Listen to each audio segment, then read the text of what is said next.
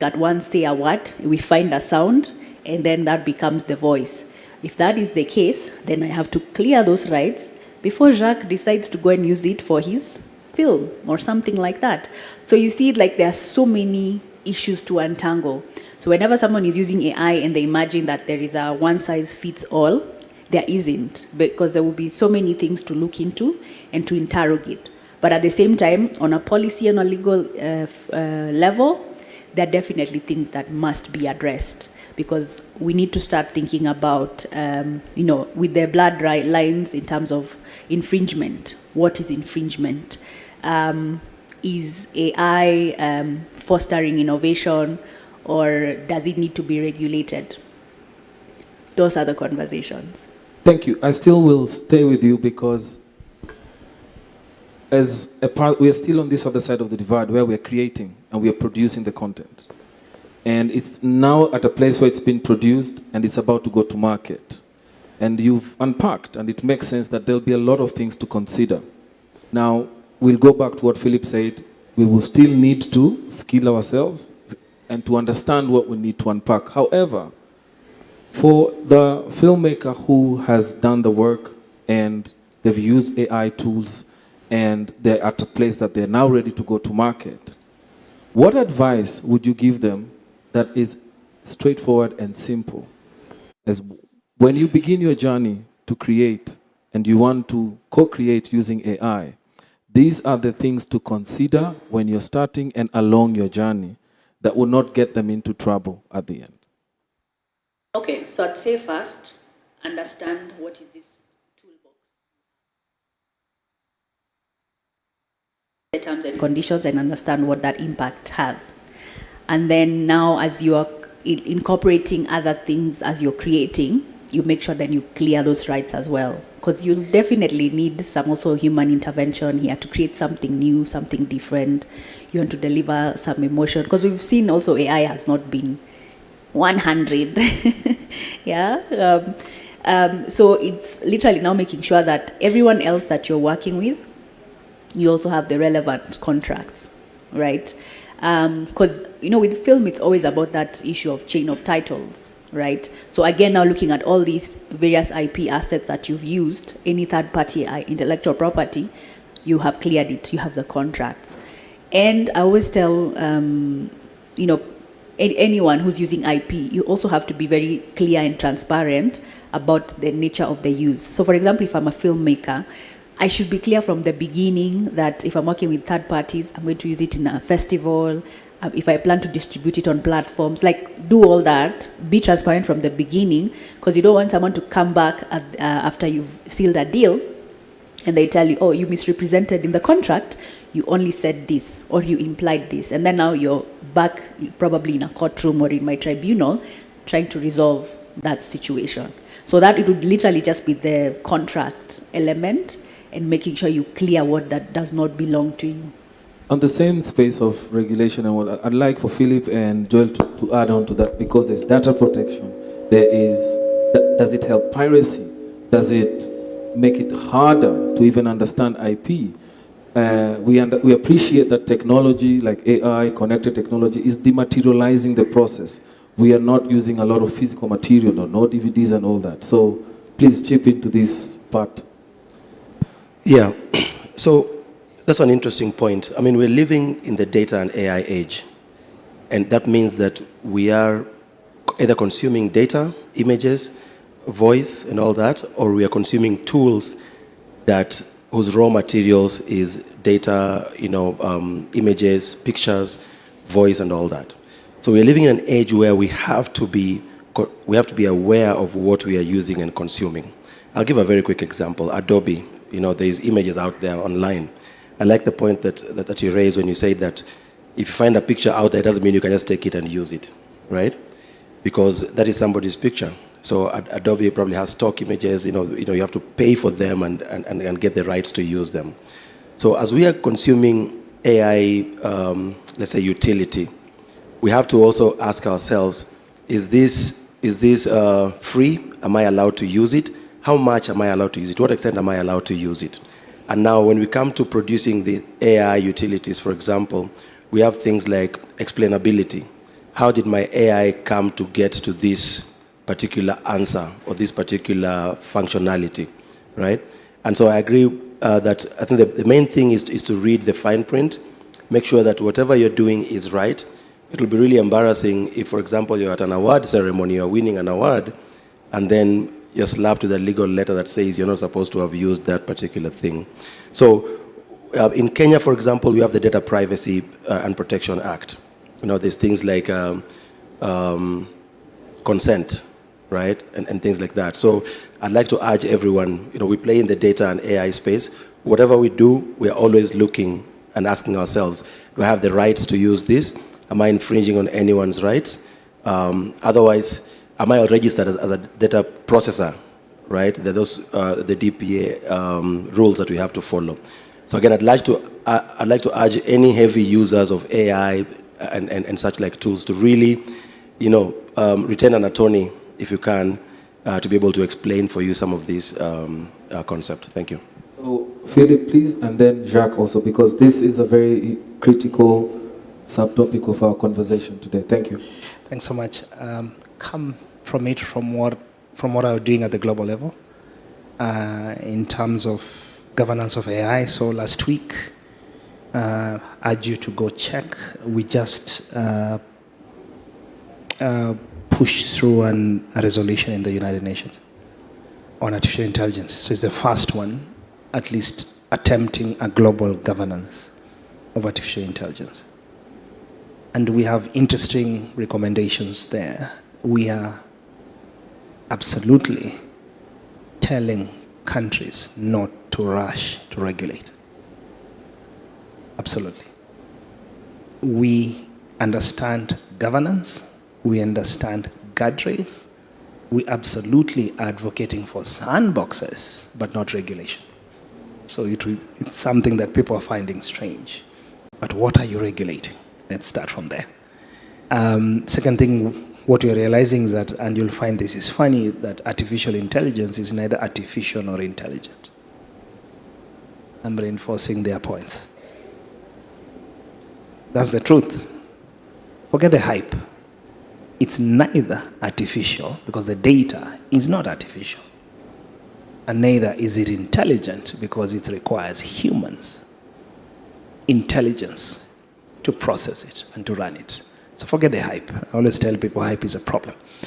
Where you run into a problem because of those two things is that, remember I mentioned the first AI, 2017 to 2022. Now 2022 is where we got into generative artificial intelligence. The fact of generative, you start to run into problems like copyright, because AI is building off other pieces of work, which can be proprietary or free. When it's free, that's why you have the hallucinations, right? And the biases, because then you do not know whether the source is. So the cure that we are having at the global level, and this is sometimes, we are users, but I want to give the users a little bit of slack. There's also responsibility by the technology companies. Because how do they train their data? So again, understanding how AI works, right? AI is like your brain. As I said, it's making machines do what human beings can do. Human beings do what they learn. So how AI works is it learns. It learns from what? From a certain content, from certain data. So then who's training it? Is the company. So there's also a responsibility to the companies to do what we say watermarking. They have to mark what they're training on where they're training their AIs. So it's a dual responsibility. So I really need also to push the big tech companies, especially the big ones, Anthropic, OpenAI, Google, Microsoft, to also start taking responsibility around watermarking that content, so that your responsibility, so when you infringe, you've actually infringed deliberately, because then it was watermarked, you knew for sure that content was somebody else and you've not cited. Same thing as plagiarism. I think we all know this if you've gone to university. So basically, I think I wanted to bring those sort of big buckets around that. Then it comes basically then to then the governance space, right? And so if we can speak a lot around how do we then collectively govern artificial intelligence, then assigning, because how do you govern? You assign rights, responsibilities, and stuff like that. So for me, the rights and responsibilities needs to be the universal rights and responsibilities, not company. They call it what? Community, those ones. Community, whatever. Because community regulations for companies are for their shareholders. They are not necessarily respecting the human rights, sort of global normative standards around this, which then protects or begin to protect a lot of the users, whether it's the IP owner but also the user, just from in case the law is very gray, and right now the law is very gray. Speaks to something like extended producer responsibility. Exactly. Thank you. Jacques. What Philippe said is very important. Don't rush for the regulation, because regulation comes always after innovation. So you have innovation, and people realize, wow, we have something new. How do we regulate? So it's always after, and you're absolutely right. I can tell you that a few years ago, when I was working for Warner Brothers, before joining TransPerfect, I was very involved in game localization. So we had a lot of contract. We have an assignment of rights for the actors to dub all the movies. Great. And the game started to be really hype. So we started to do games. And I was talking to all the actors worldwide, and they had no regulation for the games. So they had something in place, what we call assignment of rights. So I can buy your rights to dub a specific actor on a certain film. But for games, they did not have that. So the regulation came after. And for a few years, it was a mess. It was a jungle. So I think right now, we are at this point. And don't rush. So I can tell you that in America, a few months ago, they had a huge strike. And one of the big points were the writers being scared of not having a job because ChatGPT would write the script for them. And after, the actors were also very scared of that. So right now, you have a lot of people worldwide using the tool, but without knowing really what needs to be regulated. So the Europeans are going to be the first one next year, in 2025, they are going to start the EU AI Act, which is going to have 3 levels of risks. So you have very high risk, medium risk, low risk. My field, production, localization, is on the low risk. But being on the low risk means that any sound, any likeness of somebody, Liz knows that very well, any likeness of somebody, which can be the voice, the image, whatever, I will have to divulge the source. And you were, Liz, talking about if we create something, if I take the 4 of us, 5 of us, and I do a blend of voice, and I'm going to create, yesterday I was talking a little bit about that, synthetic voices. I'm going to create a synthetic voices. It won't be yours, it won't be mine, it would be something else. Well, who has the rights for that? So the EU will oblige the users to divulge all the sources that created this voice. Thank you. I think you'll agree with me, you're being pleasantly surprised, right? The fear and the anxiety is slowly seeping away. Now that we've talked about the toolbox that will help you as creators work, I think it's important we talk about our customers, the audience. How does AI help us as an industry to create better experiences for our audience? How does it become a tool for audience development? And I would like Joel to speak to this in the aspect of you're now not looking at primary users of AI, but consumers of AI. Thank you. Thank you very much. I'd like to take a step back before we even get to the amazing wow AI. Just move back to data, because AI for me is a maturity. If we look at the maturity level of leveraging data, we can begin from data analytics, just analyzing data and being able to find insights from data. Specifically, one of our US customers was, before COVID, unfortunately they went down, was Regal Cinemas. And Regal Cinemas, what we were doing for them was a very key project where we would collect movie attendance, we would collect demographic information from all their customers. We would slice and dice the information and tell them who is their customer. So these guys knew their customers very well, right? And so what they use information for is, as they are planning to release a movie, should we release the movie in January versus in August? Should we release the movie for kids? And what is the appetite maybe for Latinos, for blacks, for America, for different audiences? So the same way in banks, for example, they say KYC, know your customer. A big use of data analytics, which leads to the AI, is can we know our audience? So as a filmmaker, as a producer, do you know your audience? And that starts by collecting data, collecting feedback, just like what we did here earlier, of the people consuming your products, and then leveraging these AI tools now to tell you who is truly your audience. Now we build what we call profiles of your audience, right? You can have Christians, you can have maybe the old. You can say profile A is between 30 to 40 or 45, male, income bracket is roughly this and that. So for me, I think that's one of the very, very big uses, which is truly getting to understand your audience, because they're the ones who buy your products. Thank you. Thank you. That's on the perspective of the producer still, but I'd like for Philip to tell me about my grandmother in Masiro who wants to watch a movie. How can AI improve her experience?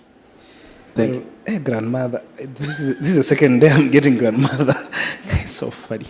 I think if you think about artificial intelligence and from the use cases I mentioned, right? So think about even your email, right? So I think by the time you do your 10th email, it starts to complete some things that you're used to. So I think AI, in the sense of my grandmother, well, I don't have a grandmother right now, but I think it's accessibility enhancements, right? So in terms of just accessibility, think about a film being translated in real time. That's possible.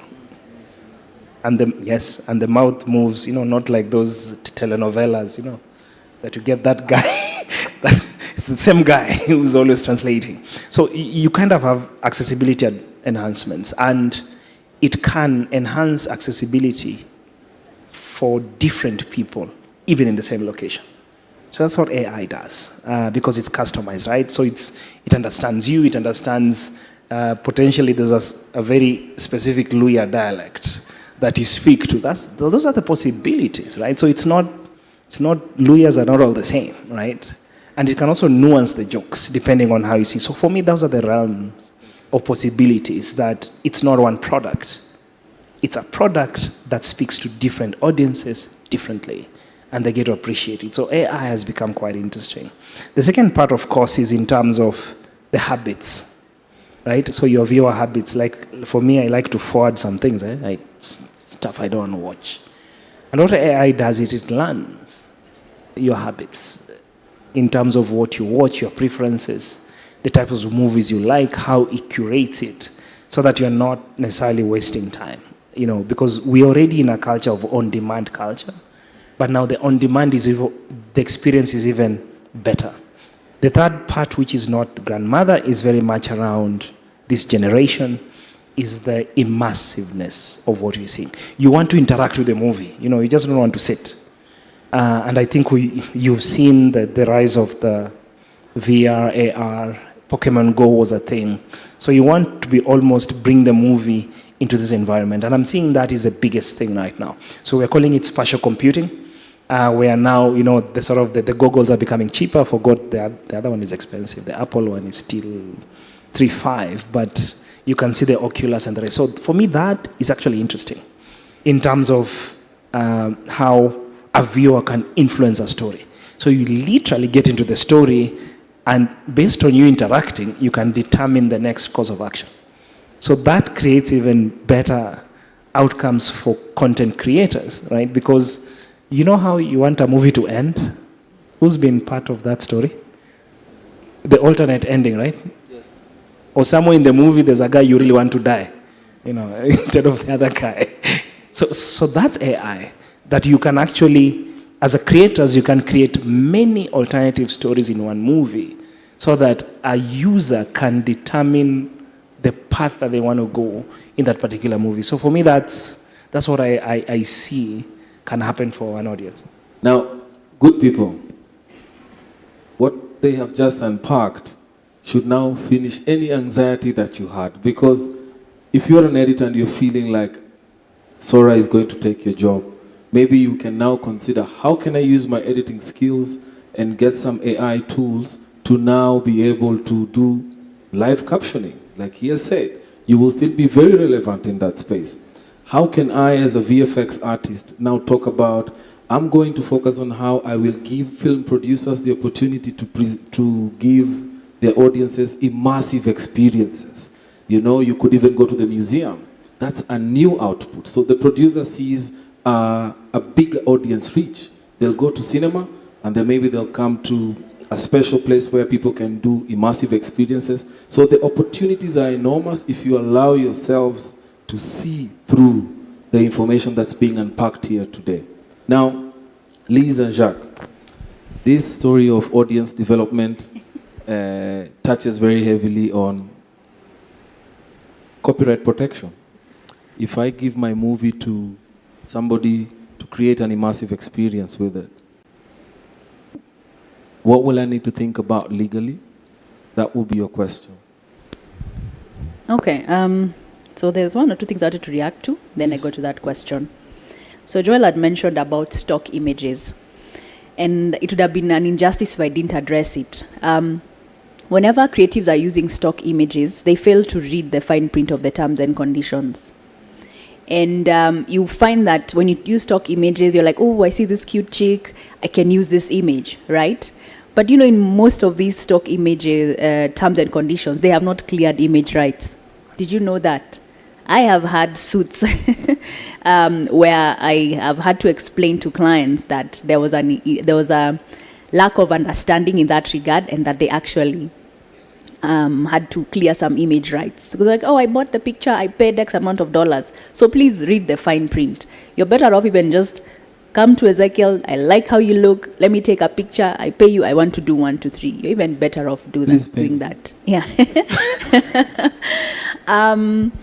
Now, in terms of now, I've created this story, and so now we enter into copyright. Copyright gives you the strength, or rather the right to control what you create, right? So now in this instance, we're going to get into the realm of derivative works. So in this instance, it means that now a new work will be created, but from your original work. So you're part of the equation. Please repeat. So it's basically creation of a new work from the original works. So the art lies in also how you negotiate your contracts. Okay, guys?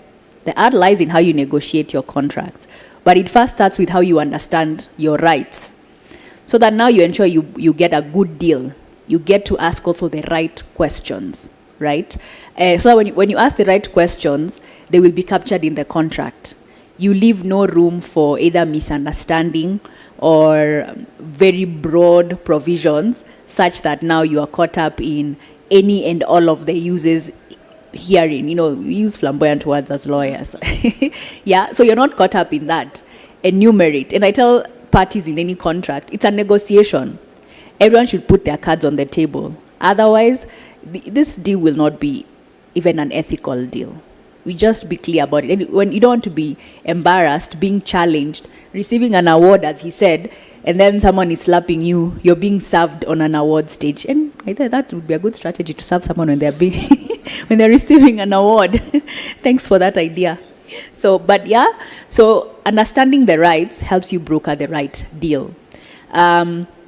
So which means you understand it's a derivative works. We're talking about, like in Kenya, we have a voluntary registration of copyright. So when you're going to register this copyright, are you leaving me out of this registration? Yeah, because it literally goes down to those basics. So we have to get the parties to have these conversations and be very transparent. Yeah. Again, it will delve into the next level of, okay, so what else am I building on now that I am licensing your work? what happens to this new work, or what kind of claim can you have? So it's, as a creative also, you want to exercise some element of control so that you're always in the equation. I like to give the example of J.K. Rowling.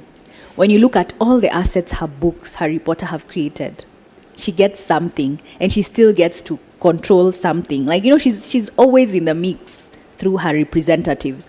So you always want to be in that situation as well, because this pie will keep growing, the work will morph and morph and morph and become this huge thing.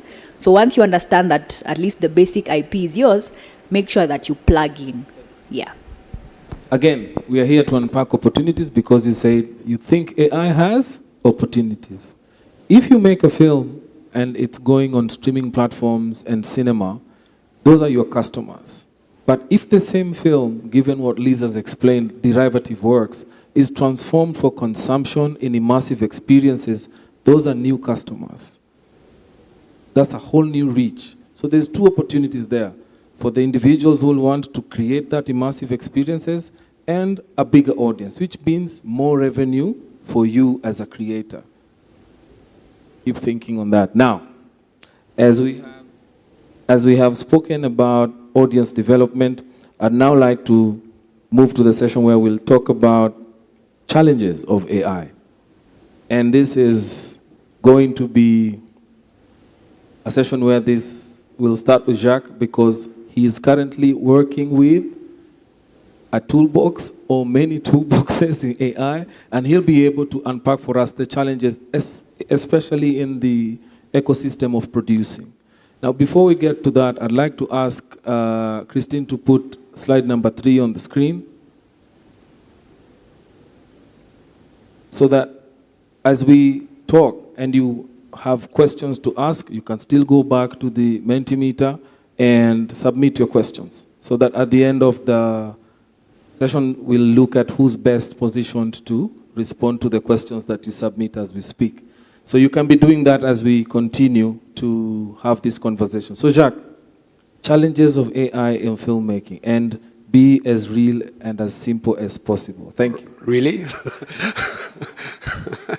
So I'd like just to 1 minute to answer Liz about J.K. Rowling, because years ago when I was in Los Angeles, I had the pleasure of controlling the dubbing of Harry Potter, the 8 movies in worldwide languages.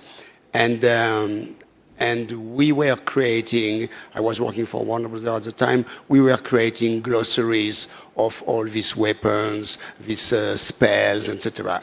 And at a certain time, I don't remember, it was after Harry Potter 2, 3, a fan base, a group of fans, created a glossary and put their own definition to help the audience to understand the universe of Harry Potter. Well, you're absolutely right. J.K. Rowling said, no. I control all the IPs of Harry Potter. And this fan base, well, was forbidden to publish anything about Harry Potter universe. So you're absolutely right. That reminds me the anecdote. Talking about challenges, that's a very good question, because after the emergence of internet, would you say internet was a threat or an opportunity? Oh, it was great. People could communicate. It was fantastic. But now we are also seeing fake news everywhere that come from the internet. So coming back to the tool is whatever you want to do with the tool. I often take the example of the hammer. A hammer in your toolbox is something where it helps you to put a nail in the wall. You cannot do that by the hand. You can do that with the tool. So it's a great tool. But if you hit somebody with a hammer, you kill him. So the tool is good and bad at the same time. So my concern is about the dissemination of fake news. And, you know, I spent most of my life in America, and I can tell you that in the center, south states of America, you have a lot of believers that the planet is flat. And Even one guy, I remember a few years ago, that built a spaceship to prove that the Earth was flat. And so he went, and of course he died because it was not constructed very well. So, but his point was to prove that the planet was flat. So, coming back to ChatGPT is going to re-ingurgitate, all the data that you put into it. So that's what Philippe was talking about, hallucination, bias. If I put a prompt in ChatGPT and asking, can you tell me why the planet is flat?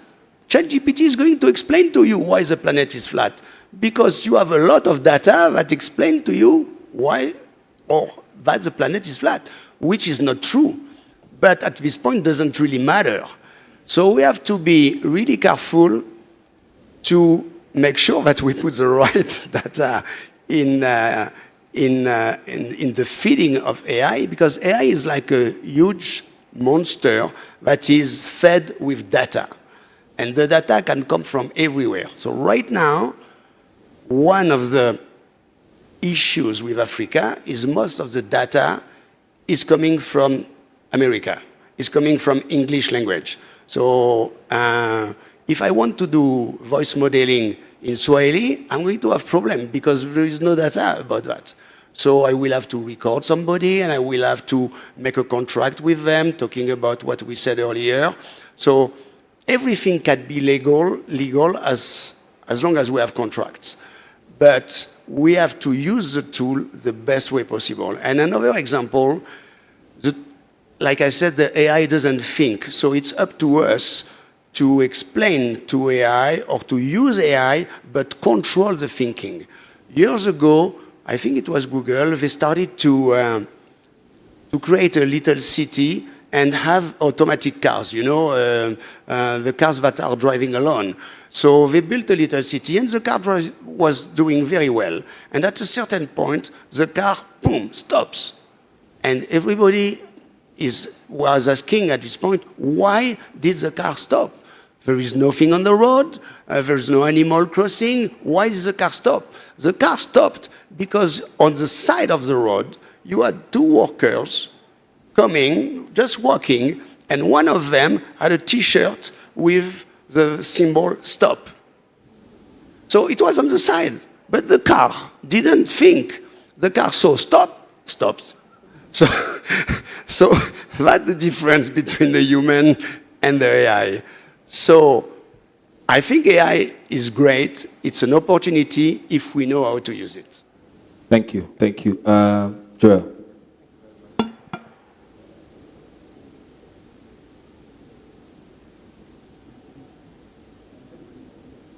Mic check. Yep, there you go.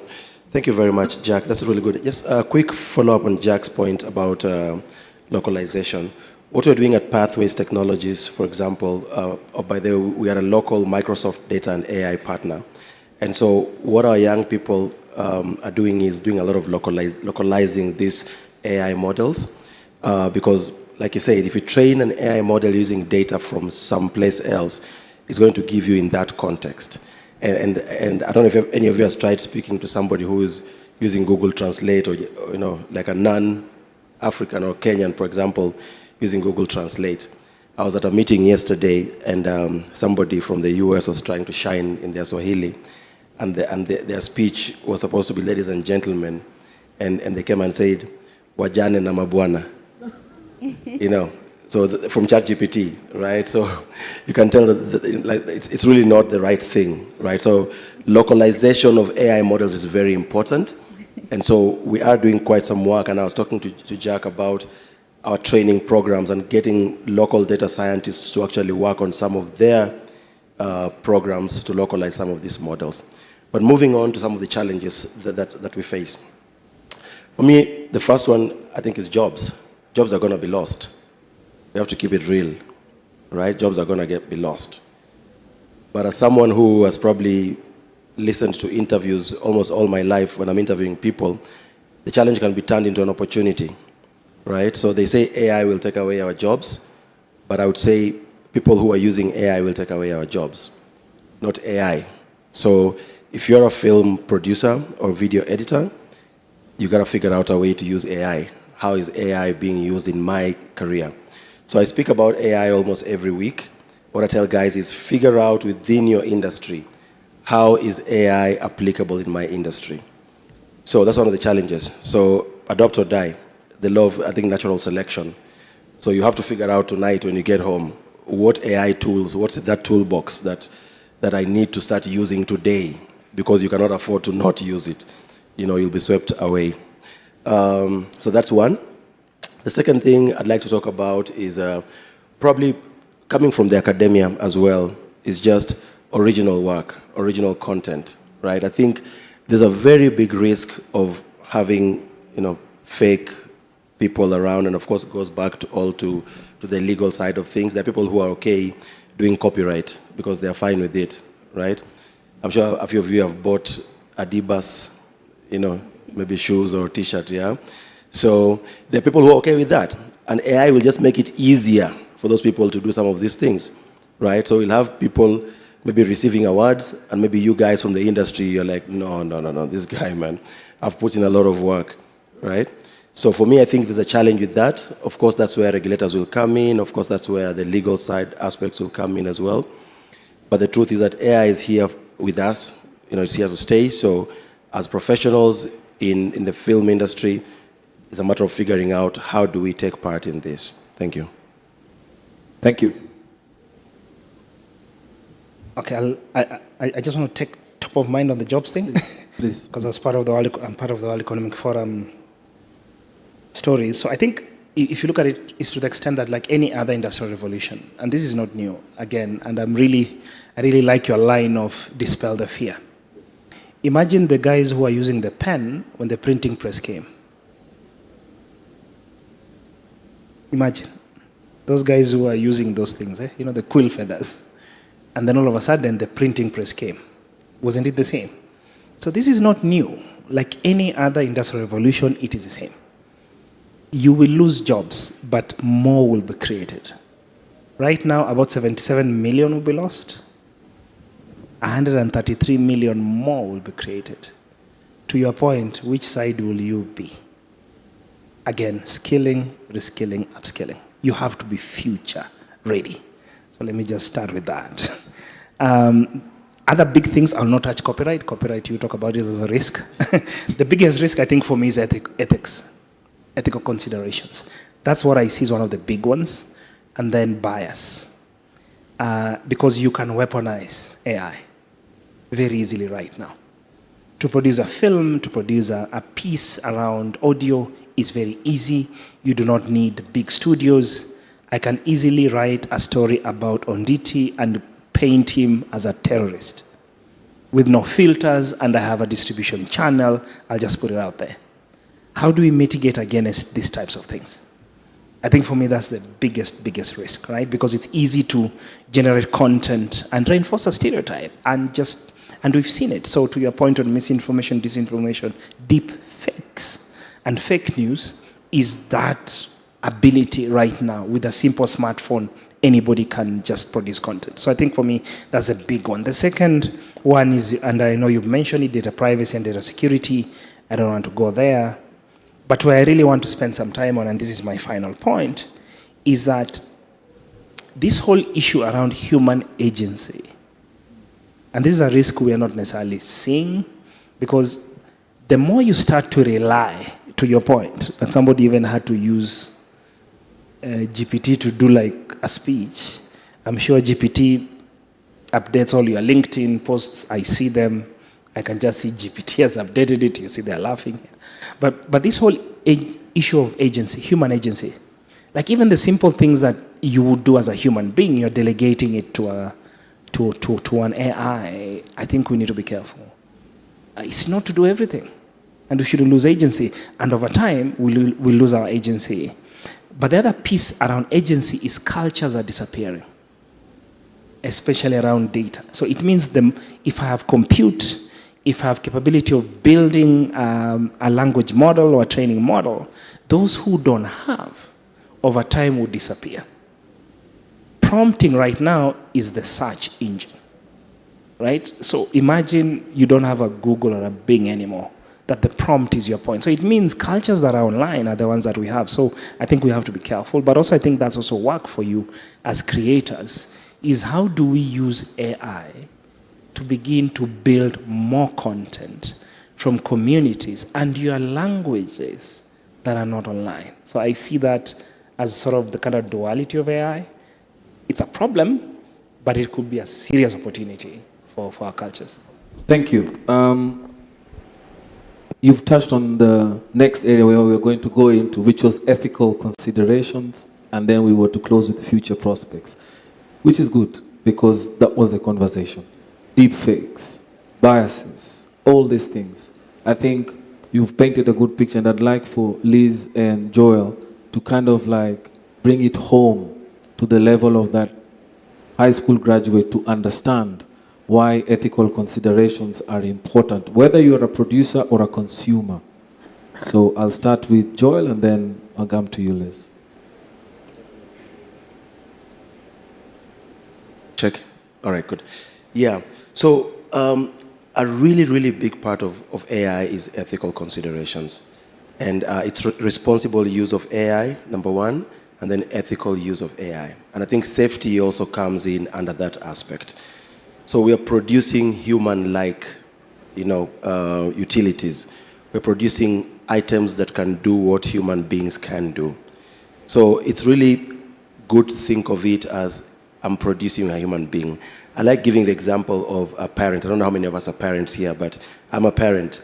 When you're a parent, part of your work is to raise your kid right? That is the ethical consideration. Because I'm raising a human being, I want them to be disciplined, I want them to be able to listen, to not talk back at grown-ups, things like that, right? So I compare it with that because we are producing AI or you're using AI. AI is like a human, just like Philip explained. It's a machine doing what humans do. And I'm going to give a simple example, maybe a couple of examples. One, we have bias in AI. For example, if I produce an AI that is biased, that becomes a challenge. There's a story in the US where some AI bot or whatever video would see black people and automatically say that they could be, maybe they're thugs or they are, they are not good people. That's bias, right? We did a project a couple of months back with Red Cross where we were building an AI chatbot that was for the gender-based violence community. And the goal of the chatbot was very noble. It was, somebody can log in, talk and say, I'm in trouble, my husband is doing this, my wife is doing whatever. And in a very smart way, using OpenAI, they would get feedback from this bot. Then something came up and someone said, look, this AI is targeting a very, very delicate audience. What if somebody goes and says, look, I'm done, I'm being abused, what is the quickest way to kill myself? Does the AI also, again, because it's smart, does it give them the quickest way to kill themselves? So again, we are producing near humans whenever, from a producer perspective, and producer I mean, we develop AI models. So we need to think about the interaction that this particular utility has with people and what people use it for. So in the film industry, what are the challenges? Copyright issues, the deep fakes. So as we are leveraging this AI, those are the items we need to be thinking about. Thank you. Thank you, Liz. All right, so I'll answer this as I'm also answering the question on challenges. Because they kind of, from a legal perspective, they overlap each other. So of course, there's a copyright and IP dilemma. Clearing rights in the digital space can be a nightmare, right? Because how do you know who is the right author? I'm going to reach out to someone via an email. How do I know this is the right person? Because we acknowledge already that I have to clear the rights from the rightful owner. So now, that's one of those challenges. Because if you're already cognizant that there is, what I can see has so-and-so's fingerprint, it's likely to be so-and-so's work, how do I sort of clear that to use? So the copyright clearance issues there are quite, murky. But at the same time, yes, we're saying, some are saying we don't need regulation, but I feel like there are some things we could sprinkle in different acts. So like in the Copyright Act, we have what is called digital rights management information. This is the info that you have that identifies your content online. So what does that look like now in the context of AI? How can we make it stronger in the Copyright Act so that it's easy to identify this content? What does that DRM look like? Or can we obligate these systems to have that as a feature so that when I create, I can find my content? You know, like things like that, because the clearance issues is a big deal. You know, the data issues have been talked about. Again, you know, it also seeps into how it can also feed into matters crime and whatnot. So again, there's a whole situation that in terms of uses, because now look like in Kenya, we are known for this conning and scam culture. So you can imagine if I take a voice from your film and then I dupe someone. I know, you know, let's say Wangeshi is a fan of Idris Elba, and then I call her and she can hear this is Idris's voice. Idris knows that she's in film. And he says, I'm in town, I'm just coming in from LA, you know, all these things. So again, the issue of just uses and how do we protect consumers is a whole other situation. And looking at how it cuts across even different industries, from consumer, you know, from fast moving consumer goods and whatnot. It's a whole situation. So again, looking at even standardization, is that an issue? How do we, you know, consumer protection generally? And then something else, when I was reading also how Tyler Perry's opinion of Sora and how he has thought about it. And he brought some interesting concerns that even I saw from a legal perspective. Kenya Film Commission is marketing Kenya as an ultimate filming destination. Now here is Sora that can actually take me to the Alps or to Mount Kenya without leaving. What does that mean for us as Kenya Film Commission, as Kenya in general? Again, that means we have to start thinking about either regulations or principles that we want to think through to make it easier and make sure that we're not cut off of the ecosystem or the equation. Because yes, if I use Sora and now I am shooting in Mount Kenya, I didn't pass by Kenya Film Commission. I didn't pass by KFCB, you know. So again, there are interesting things to think about. Some proactivity in terms of also on a management level, in, you know, when KFC is doing their negotiations or whatever, marketing us, you know, what then are some of those considerations that they want to have to make sure that we don't lose out. In terms of job loss, I think we've really focused a lot on the editors. But now, Sora can actually now do makeup, like change all the appearance, right? So like one of the jobs that I have seen, I'm like, oh my gosh, she's the makeup guys. So as Philip has been speaking and Joel has been speaking, and you know, I'm like, okay, I'm trying to see how for the makeup guys, because already we're using it on social media, on IG and everything nowadays. You know, if I want to do, I just do the filter and I have a nice video and guys think I did makeup. The only thing that, you know, sells me out is at the bottom, because copyright moral rights at the bottom, it will say which filter I use. That's the only thing that sells me out. But otherwise, I'd be asking a fellow chick, oh, what makeup did you use? So that's one job skill that, you know, question mark, right? But at the same time, we said this is humans are feeding into this system. So there's a possibility that, you know, thinking devil's advocate, thinking many steps ahead, right? There might be a situation where we will have a situation where the AI may to an extent be at 80%. If it's at 80%, it means many people are out of jobs, yeah? So that means then we need to also think about policies that complement, right? So such that you're saying, as you use this technology, make sure that you're still using Kenyan labor, you're still doing this.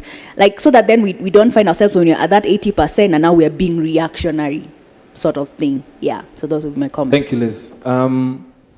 Wow. Skill?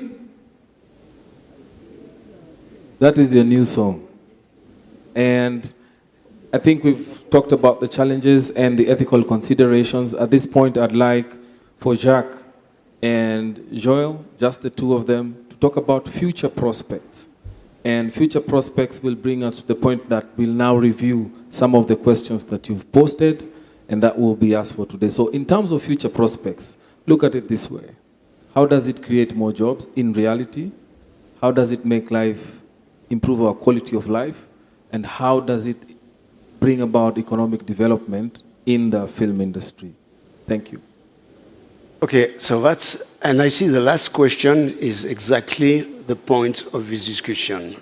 NFT was a hype, and now it's gone. So AI will be a hype too, but NFT and AI are two different things. NFT was a picture that was sold to rich people who wanted to say, oh, I have the NFT. The most famous one was the monkeys. You know, they had a collection of monkeys. So people were buying $1 million a picture with their name on it. So that was their property. That cannot last. AI, like Philip said, it's a way of life. So we cannot compare NFT and AI, but it's a very good question. So about creating jobs. 20 years ago, machine translation came on the market. So like Philip was talking about the pen and the printers, same concept. So translator, we were using a lot of translator to localize any content, not only film, but anything. And machine translation came. So machine translation has a memory. So this was a kind of AI. So machine translation, and everybody panicked, and all the translators said, wow, that's it, we lost the job. Well, I can tell you, being part of a huge localization company, but we are still looking for translators. We don't have enough translators. Even with machine translation, we don't have enough translators. Why?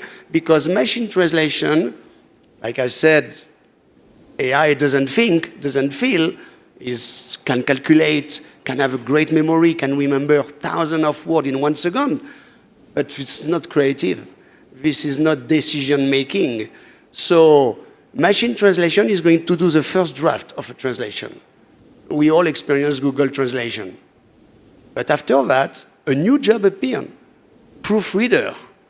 The proofreader did not exist before because the translator was doing the job and proofread their own work.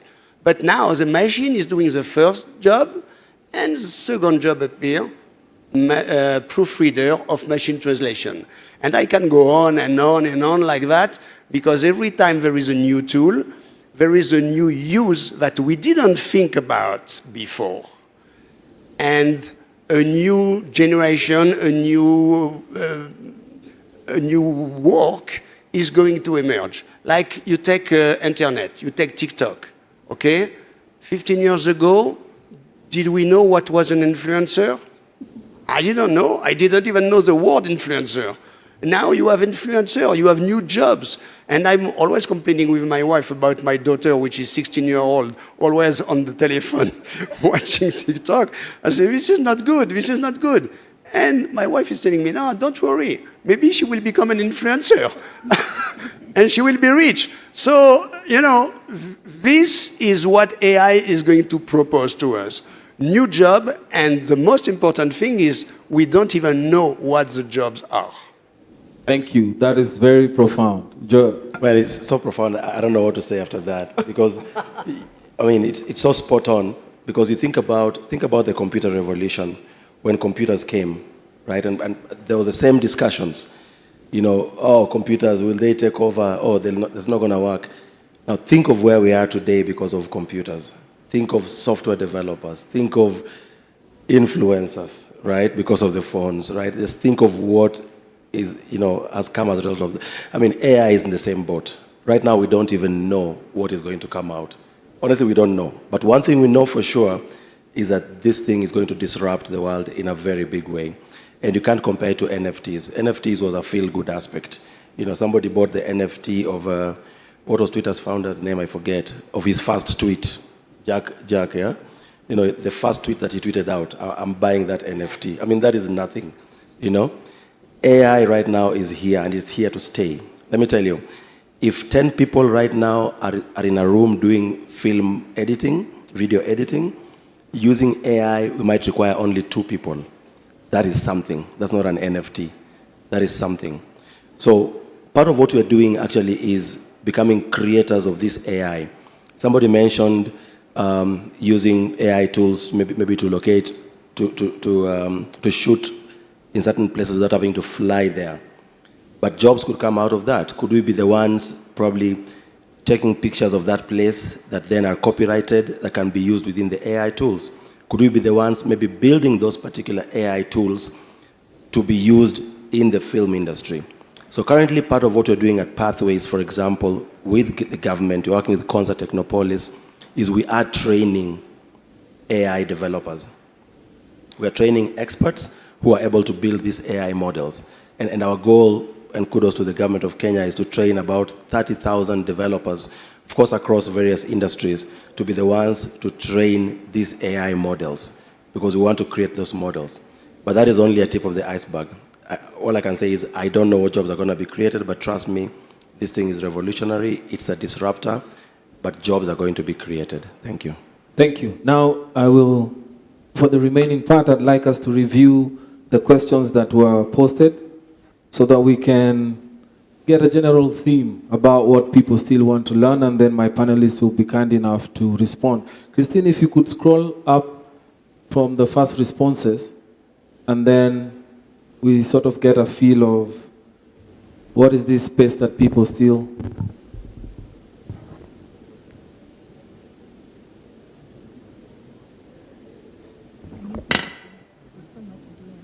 Go up.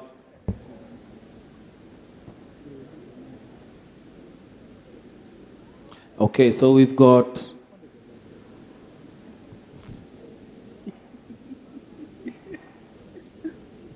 This gentleman says, why can't people do things manually instead of using AI? Inamaliza kazi bwana. I think that has been responded to, but thank you for allowing us. Brian, don't be scared. Just find a way to find yourself using the toolbox. Photographer says, are there any ethical considerations, especially transparency to audiences, that we should keep in mind? I believe we spoke about ethical considerations just now, so your answer was already in the second last part of our conversation. Keep going, keep going. Is there sufficient knowledge in Kenya in copyright? I think that was answered by Liz. Keep going. Tito from Mombasa is saying, what are the potential ethical implications? We've discussed this with deepfakes. We discussed that when we were doing the... I think you're going in the wrong direction. Keep going, keep going. Down. Okay, so this we discussed in the beginning, how it will improve efficiency. It's all about efficiency. You don't need to use Excel and so many other softwares. One thing we'll do, considering the fact that we don't really know the full capabilities of AI, since it keeps evolving, do you think we're just an informed denial that it might actually be a threat? Philip, please speak to this one. I think we've mentioned it, right? So if you think about it, again, I go into the definition of artificial intelligence, right? It's simply machines being able to do what humans can do. And as I said, artificial intelligence is neither artificial nor intelligent. It's coming from humans. So we are not deniers, and that's why I think this panel has been talking about ethics. We're talking about guardrails. When we talk about governance, of course, we may be in the fence around regulation. My issue is that because it's changing very fast, if you regulate it today, tomorrow it has changed. So governance for me is the other piece. And part of the governance we're talking about globally, to your point to say that we're not deniers, is the governance model we're looking for is governance that evolves. Is how do you ensure that you do not stifle innovation, which means you still need to continue to work, make money, but then do no harm. That even that way of using AI is still within the law, right? And has guardrails. Thank you. Facing print actors, this is, you know, we're in business. In the business we're in is a business of supply and demand. If the client feels like they want to use generative AI, there's nothing you can do about that. However, you can find a way within that performing arts space to use AI to open up better opportunities for yourself. Tito from Mombasa, we read about this. Keep going. What opportunities the AI present to enhance special effects and visual storytelling. We spoke about enhancing production quality earlier. How can filmmakers balance the use of AI technology with traditional filmmaking techniques. I think Jacques spoke to this, and this is where the term toolbox came from. It's a toolbox to do that. AI creates from derivative works data given to it by people. How will a person make sure that the data was cleared? I think Liz spoke to this when she offered me money. If you remember, it was at that time. Continue. Given the negative influence of Cambridge Analytica had on our politics, how can the journalism sector protect itself from nefarious use of AI, e.g. fake videos? I think Philip spoke about extended responsibility to the companies that produce AI. That is the place where we can be able to do this. As they train the AI, as these companies roll out products, they must have thought about such things. What role do you see AI playing in distribution and marketing of films, especially in terms of personalized recommendations and audience engagement? We spoke about audience development, and we said it's creating a new path where we can be able to use AI and connected technology, things like AR, VR, to give immersive experiences and create new opportunities for distribution. Can you claim work that was created by using AI as your intellectual property? As I would say, there's somebody behind the AI, like we said earlier, so it's just a tool. It's the same way you will use your editing software, your writing software, it's just a tool. So there's somebody behind AI who will have that. Masai, filmmaker in the future.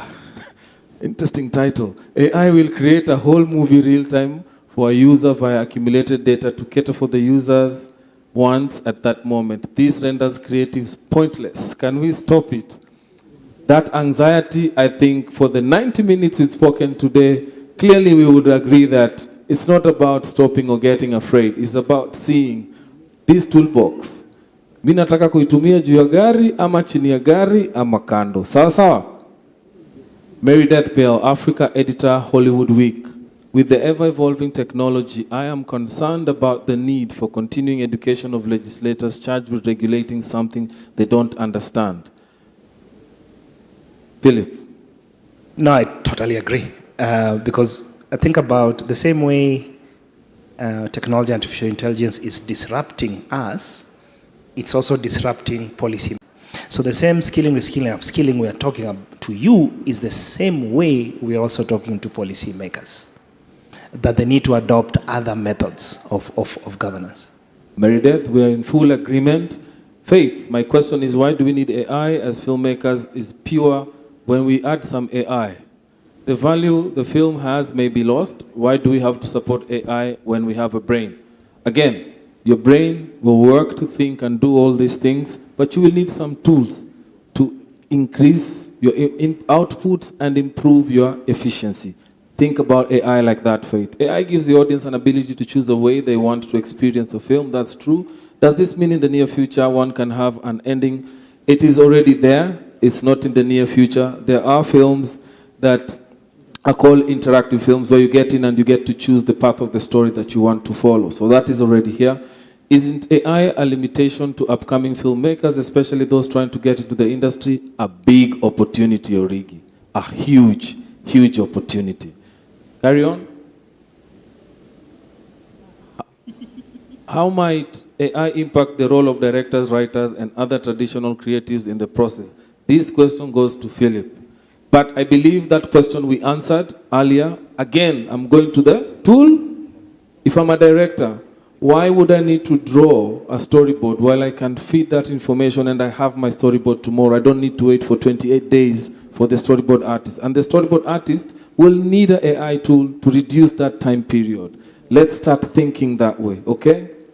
Considering copyright issues that may be calculated by data with the AI company, be held responsible for legal defilement. Okay, the term defilement is a bit... however, Liz addressed that and they said, go to the fine print and it is a jungle, as Jack said earlier. Mr. Jack has clearly defined that AI can't quite take over the acting industry since acting requires movements and feelings, not capability with AI, but what about print and script writers? Same thing we said earlier, it's a tool to increase efficiency and make you work better. Are materials like storyboard created by AI authentic? How are we able to take advantage of the tool? I've just spoken about this right now. if it's possible, choosing a personal ending, will that limit creativity of the filmmaker? Actually, it challenges you more because you're making a film with possibilities. Okay? Looking ahead, what are emerging trends and developments? AI, this was our final conversation when we spoke about future prospects. And I believe Jacques and Joel unpacked it well. Isn't the anticipation of the movie, like not knowing what will happen in the end, makes the movie? You still have that option. It's not taken away. You can watch the film if you don't want to watch it interactively. So interactive films are made in a way you can consume it linear or you can consume it in an interactive way. Can we have filmmakers behind the making of AI for creatives, or rather, are the creatives behind the making of AI? I will challenge Joel, as they're providing solutions, to also now think of how to include the film industry and the creative industries in general in the solutions they're providing in the market. At what level does my writing stop being mine and become derivative? I think Liz spoke to this on how that shared structure works, but I challenge you to seek knowledge so that you can understand better.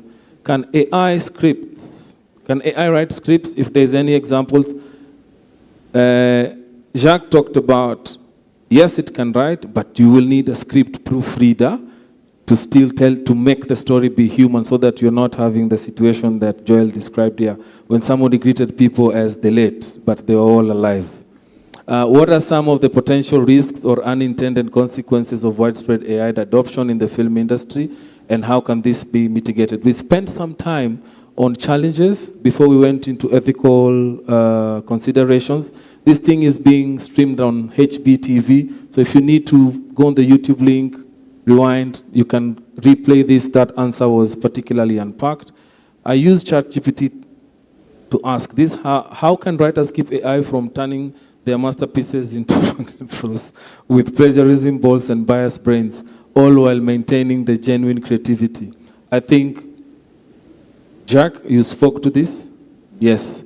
So I'll ask you to review the video today. This answer is there.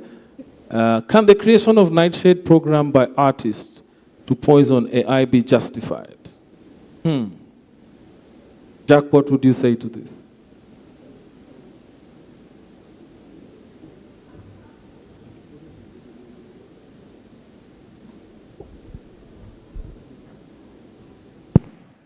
Mic check. Yes, thank you. So that's what we were talking about earlier. The good use of AI and the good use of data. People are going to want to make the system go bad because they have personal interests. Everybody or a lot of people are scared of the chaos. But some people want to create chaos. That's happened in all the society and all the civilization since our ancestors. So we have to be very careful about that. And besides the opportunity, this is a real threat. So the filmmakers need to be the creative decision maker of their movies. So AI is going to enhance their way of thinking. They are going to multiply their creativity. But content is so easy to use now. Liz was talking about that earlier.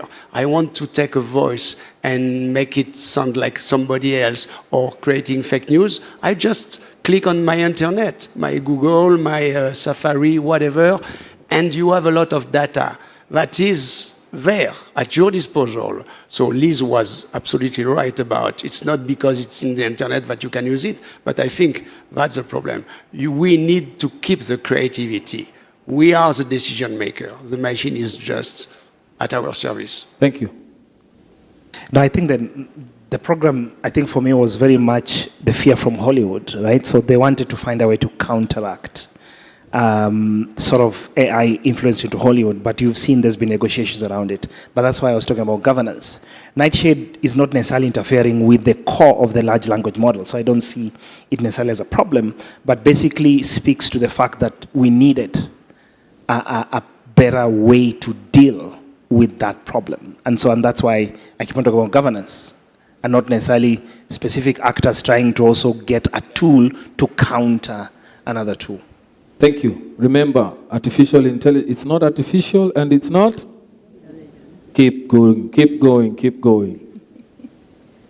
Brian, your question was answered sufficiently, generated by AI. Where does a filmmaker stand when AI has evolved enough to make full film productions by itself, most likely in less than 10 years to come?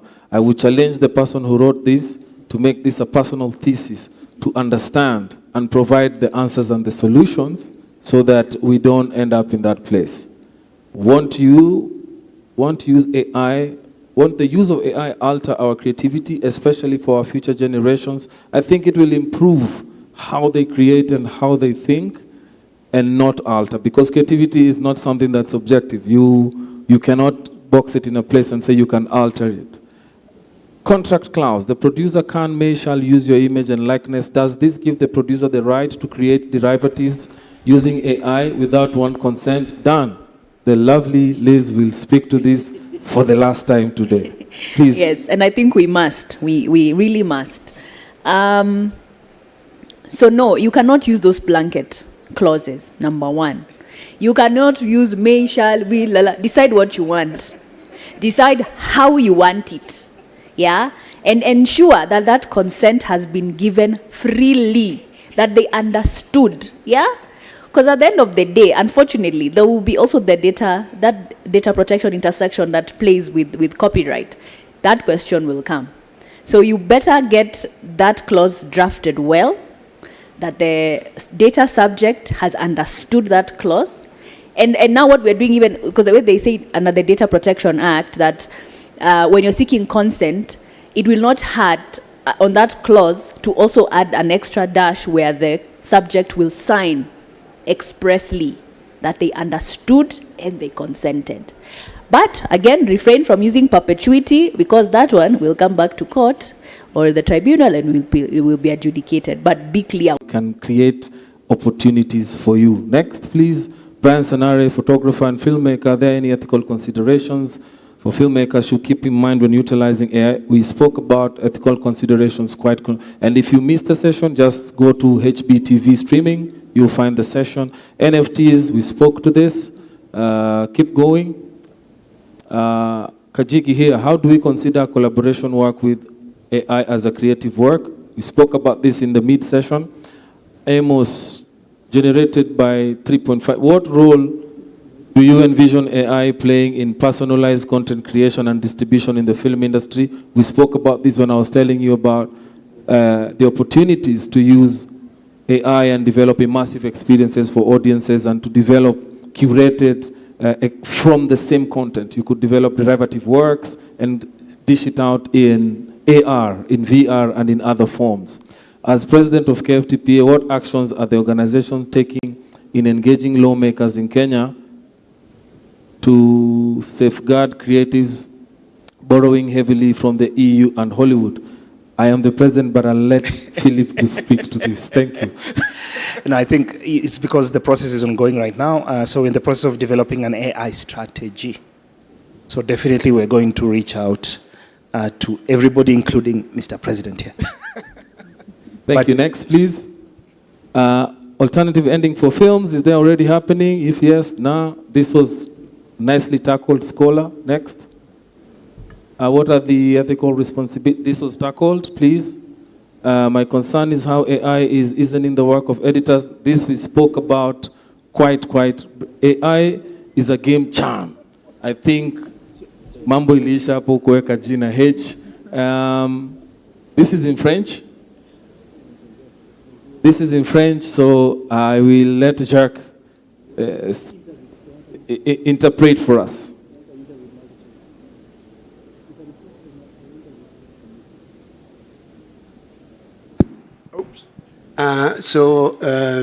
Mr. Jack, this is a pleasure to listen to you and have light on certain elements. Thank you very much. But can you give us a few minutes for an interview? Yes, I will. Thank you very much. Thank you. The last question, what ethical considerations? We spoke about ethical considerations. Ladies and gentlemen, I hope we have been of value for the 90 minutes you have given us. And if we have, kindly, please give my panelists a hearty round of applause. Thank you. Before we leave, because you're in the presence of only one lady, she's the only one who will do closing remarks. And after that, we shall pose for some pictures and leave. But please, thank you so much for paying attention. And I hope in so many ways we have inspired you, we have given you knowledge, and we have reduced your anxiety. Asanteni sana. So thank you for that.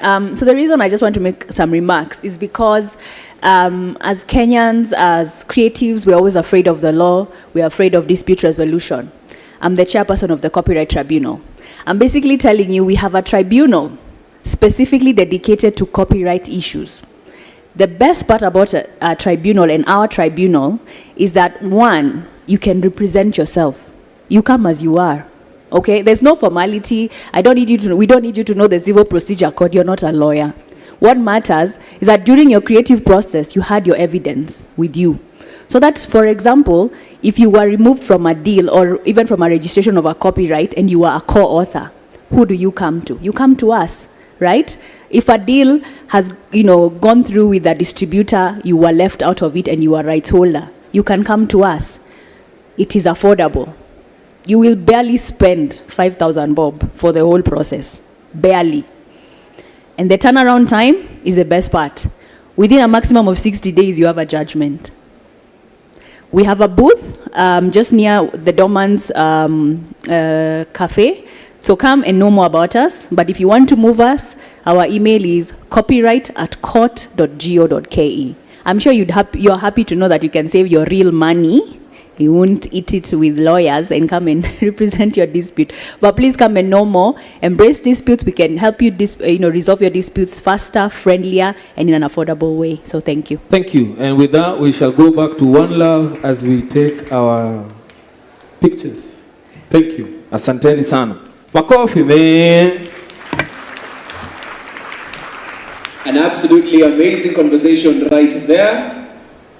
Another round of applause for them, tafadhali. Of course, just demystifying that from all angles. Governance, when it comes to the actual craft of it, and of course also looking into how we can leverage some of the opportunities even in the unknown. As always, it's good when we all smile for the camera. Fantastic stuff. Thank you so much. Are we good? Photo-wise? Fantastic. Thank you so much. As they exit, of course, the use of AI and the opportunity.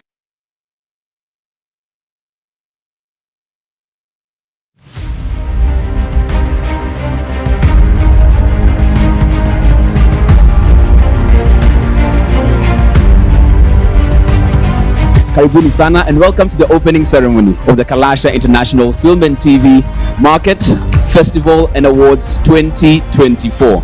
We have the market where we discuss the business end of film and TV, how it actually makes money, makes sense. We're also going to be having the festival where you can actually enjoy those amazing productions, and they've been curated for you to watch right across the city. I'm excited to be here, Jeff, and I'm expecting a lot of networking and finding collaborations and partnerships with industry stakeholders here, and of course making new friends and learning a lot from the panel discussions and the workshops.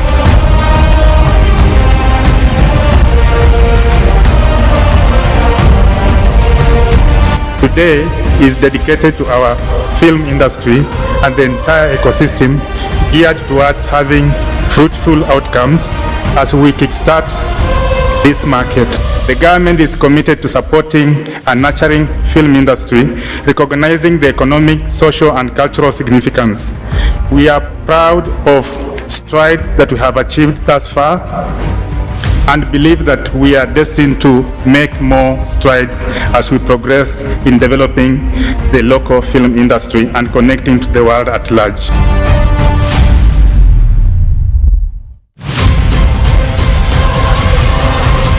Ladies and gentlemen, we are glad to have you. I've already mentioned that we have quite a menu for all of us.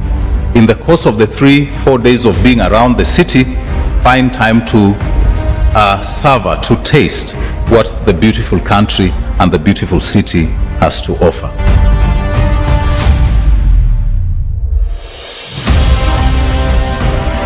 The first trend we have noticed is partnerships. A long time ago, we used to say, that company, that one, MultiChoice, they are our enemies. We no longer can define our enemies. There are no more enemies. The person who actually determines who an enemy is yourself. Our expectations is to also be part of learning in the Kalasha film and TV market, because we are students ourselves and we want to make these connections because we are right in the heart of the industry as we enjoy the very good productions that have been made here in Kenya. As a government, we are committed to supporting and nurturing the film sector, and we recognize its economic, social, and cultural significance. We understand the importance of providing filmmakers with the resources, infrastructure, and opportunities they need to thrive. And in the spirit of collaboration, ladies and gentlemen, we invite filmmakers and the media professionals from across the globe to forge partnerships, share ideas, and explore new possibilities. Let this film market and the festive serve as a platform of dialogue, innovation, and inspiration. Thank you so much. And with that, the PS declares the Kalasha market officially opened. Thank you.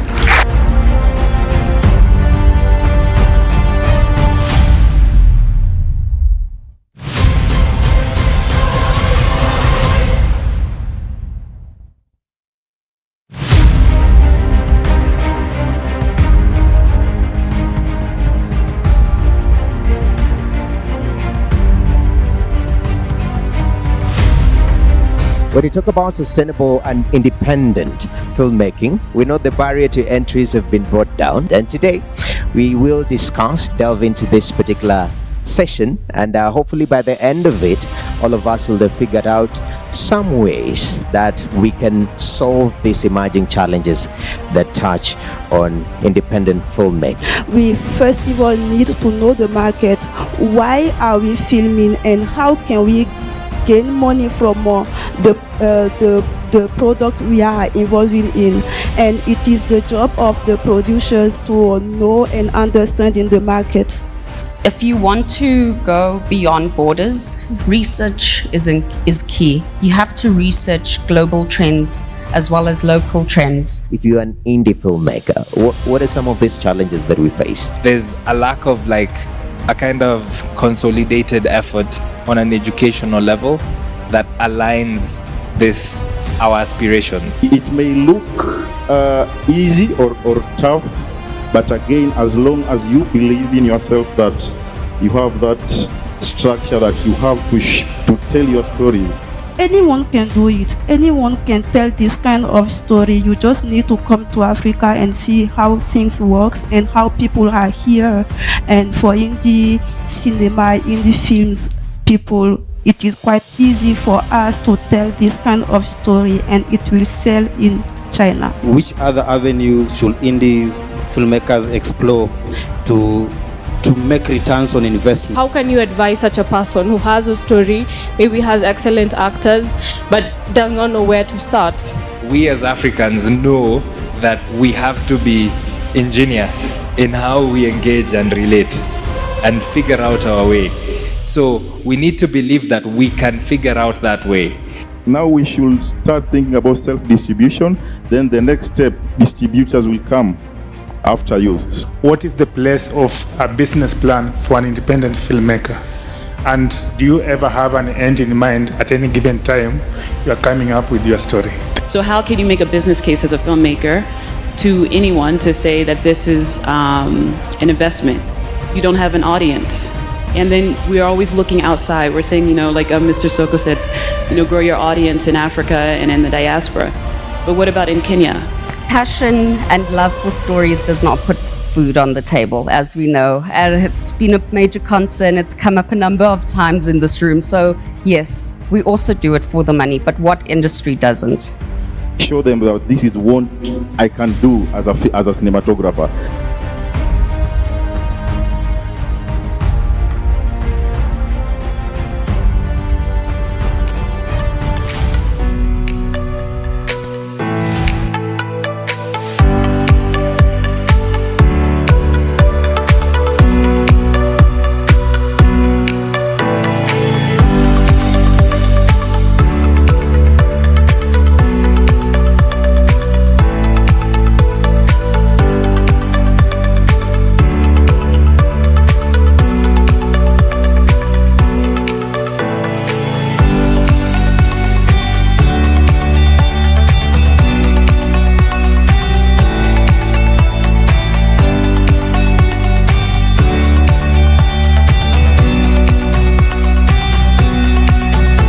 到肯尼亚之后，我们觉得在这里我们寻找到。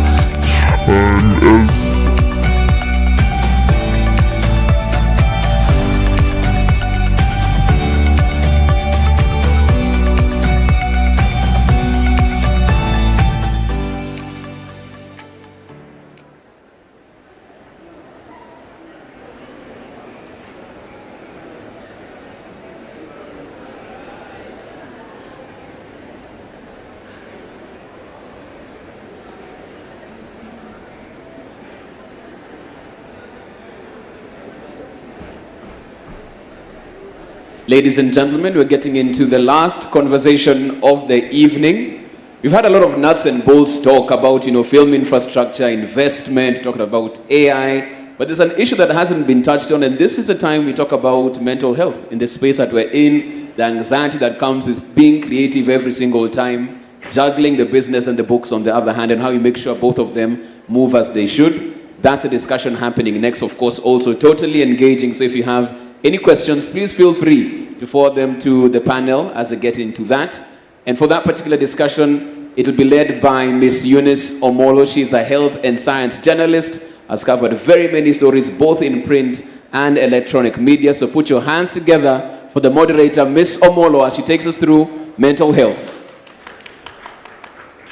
Eunice, the floor is yours.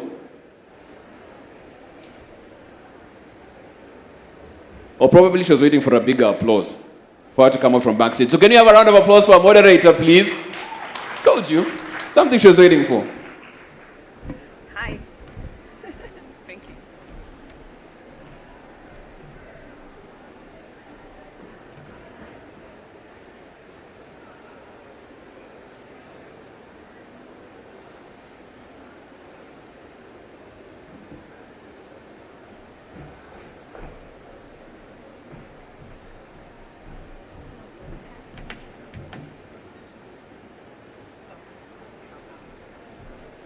Okay, good evening.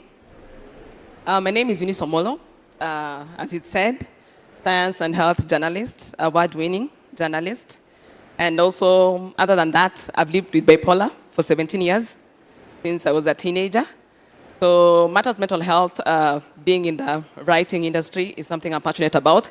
And without wasting time, I'd like to introduce my panelists who are going to help me, delve more, talk about it, see how we can share, how we can interact, and possibly find solutions and recommendations. And part of the panelists, you're also going to be part of it as well, because you're going to help us ask questions and also give your recommendations, give your suggestions. And if you have a story that you want to share as well, you can give it to us so that we can also highlight and talk about it. So without wasting time, my first guest is Gathoni Mbugwa, who is a clinical psychologist. Gathoni Mbugwa. Please welcome her. I'm a coffee. Welcome, Gathoni. Have a seat. She'll also tell you more about herself, but I'll introduce the rest. I'll bring in the rest first. Then next, you're going to have Liz Njenga. Liz Njenga is a counselor, marriage and family therapist. Please welcome Liz Njenga. Karibu. Next, we have Dr. Ruth Lusinde. She's a clinical epidemiologist and mental health practitioner. Please welcome Ruth. Tafadhali, makofi zenyu. Yes. Thank you for that, so beautiful. Then I'm going to introduce our next panelist, Waithera Karen. She works with MPRSK, MMSK, Strategy Head of Communications. Tafadhali, welcome Waithera Karen.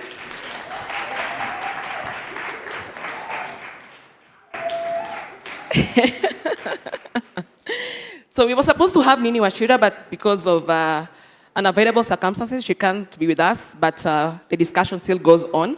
So tafadhalini, asanteni, and Orembo, welcome. Yes. So I'd want each and every one of you, starting from Daktari, to introduce yourself, give us more about yourself, and what do you expect to learn, or what do you expect the audience is going to get from you? Right. Oh, gosh.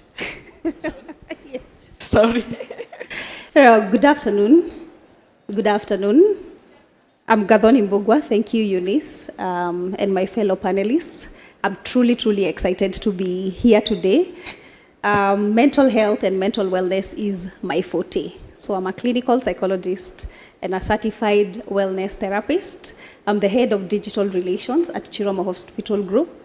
And I'm also the clinical psychologist in charge at AR Hospital on Kiambu Road.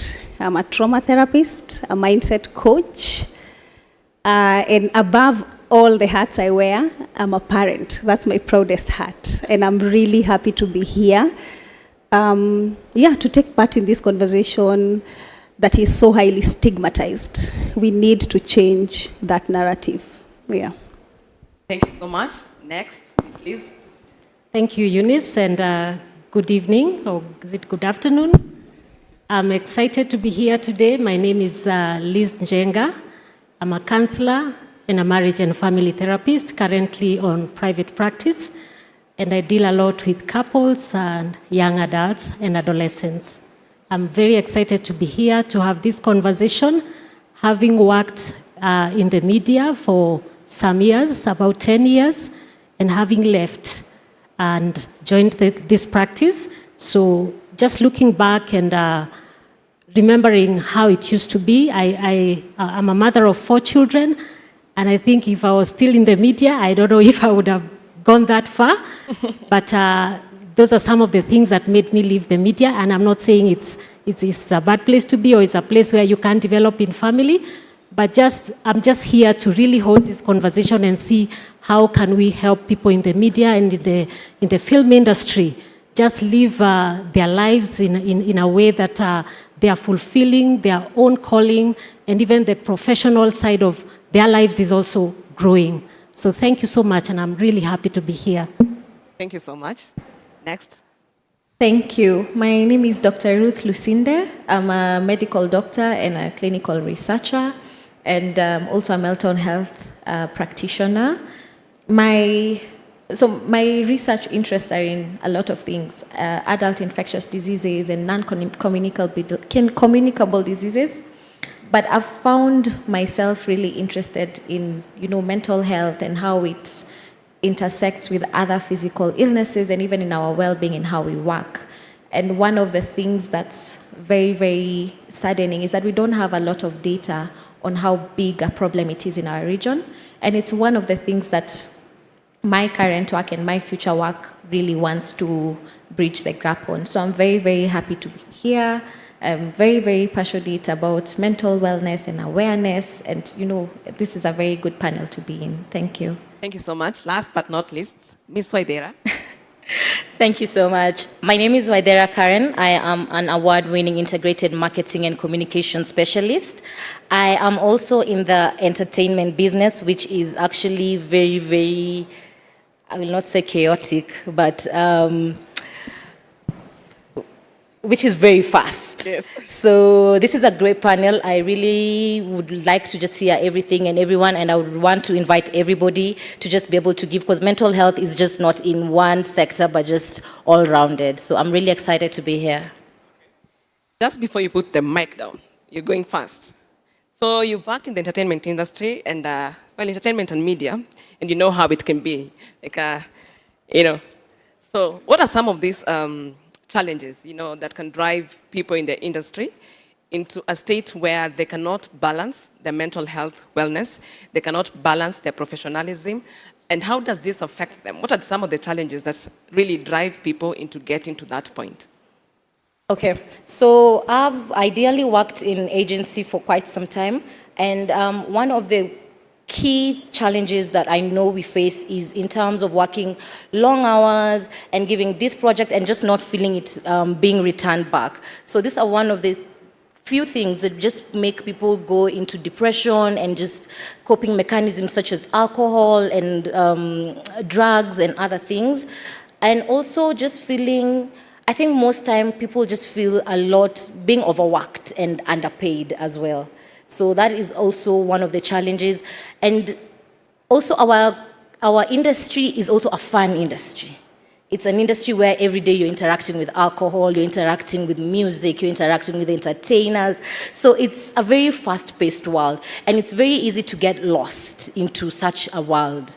So those are just some of the things where people get to lose themselves, get to lose sight of what they're doing, where they're going. You find you're working so long, and the other time when you're not working, you're drinking. So you don't even have time for your personal self, for your personal growth, and any other thing. So those are just some of the few challenges. I would say a lot of it is just feeling overworked and not being appreciated enough, and just not having time for yourself. That would be key for agency and entertainment life. Mm-hmm. Yes. Okay, maybe I can ask, what about competition? We are seeing it a lot, competition among fellow artists, competition among fellow writers. Do you think this is also a contributing factor to that? And also another thing about society expectation, and now you have to compete with what Waithera is wearing, what Waithera is driving, how many movies she's directing now. Do you think that is also a trigger to some of the mental conditions that we're seeing among? Definitely, definitely. Everybody, I would think everybody or most people have a certain goal of where they want to be and at what time frame. And, the world doesn't work like that. It may work for you, it may not work for you as well. So there's also that competition. You can, I would say also, it can be very easy for a junior to get into some top position and now start leading older people, and that can also be a bit of stress. And also it can be, you feel like you've done this, you've done so much work, I've put in so much effort, I've produced this, I've done these jobs, I've done these campaigns, but there's still no recognition for me. And my peers are going, they're going to South Africa, they're going to this other country, they're getting these endorsements, they're getting promoted and whatnot, but I'm not moving. So this is actually, competition is actually a key factor, I would say. Yeah. Oh, sorry. Rather, what are some of the most common mental health conditions or symptoms that have been experienced, mostly in the industry? And what are some of the triggers? And why are we seeing them? Is there an increase? Is there a decrease? Are we seeing it more in men, in women, in young people? Thank you for that question. Allow me to do a brief exercise. All right? I have a few questions that I would like just to engage you. And this is just to bring this conversation qua ground. How do things look, like the reality part of it, okay? So, first of all, by a show of hands, how many of you have mental health? Just lift your hand if you have mental health. Okay, we have one, there's a hand behind, 2, 3, this side, no. Okay, now, please stand. I'm going to ask you a series of 4 questions. The first 3, if they apply to you, I want you to sit down. So please, just bear with me. Please stand up. Yes. I also want my panelists to stand up. Okay. Just so that we are not discriminating here. All right? So, if your neighbor is not standing, just help them. I'm not here to diagnose. We are not here to give medication. This is just awareness, all right? So, and the reason why I want to do this is because of the question you've asked me in terms of what do you need to look out for? Yes. Okay? So, if over the past 2 weeks you have had trouble with sleep, I want you to sit down. So, trouble with sleep looks like there are people who have trouble initiating sleep. So, you'll go to bed, 10, toss and turn, you're sleeping at midnight. Then there are those people, please don't sit because your friend is sitting. And then there are those people who will sleep immediately, but wake up, let's say, at 2 a.m.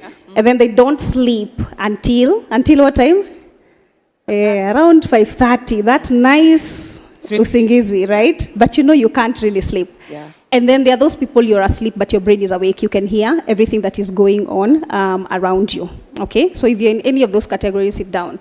The second one, if over the last 2 weeks, observably, either self-observation or through somebody next to you, if they have commented that your mood has changed. So you're either withdrawn, you're not coming out for dinner, you're not going for classes if you're students, you don't want to go for work, or you're irritable, observably, other people or yourself, okay?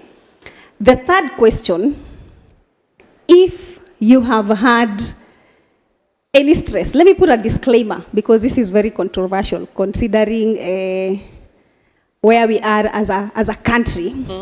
However, if you've had stress with finances to an extent that you have not been able to sleep or eat well, or your mood has completely been disrupted, have a seat. Now, the fourth question, which is the last question, if over the last 2 weeks, if you have intentionally made time for exercise, intentionally, like it's not because you walked to the bus stop, no, Ama, you are zururai in town intentionally, all right? So, first of all, let's give a round of applause to the people standing. Right. And allow me to have a seat. Don't sit. Ngoja. If you can look at the demographic of the people who are standing, we have 2 men and we have 3 women, right? Yeah. So more often than not, when we do this exercise, when I do this exercise, you will always have more ladies standing than men. Yeah? Let's put that in a box. I'll come back to that conversation. Please have a seat. All right?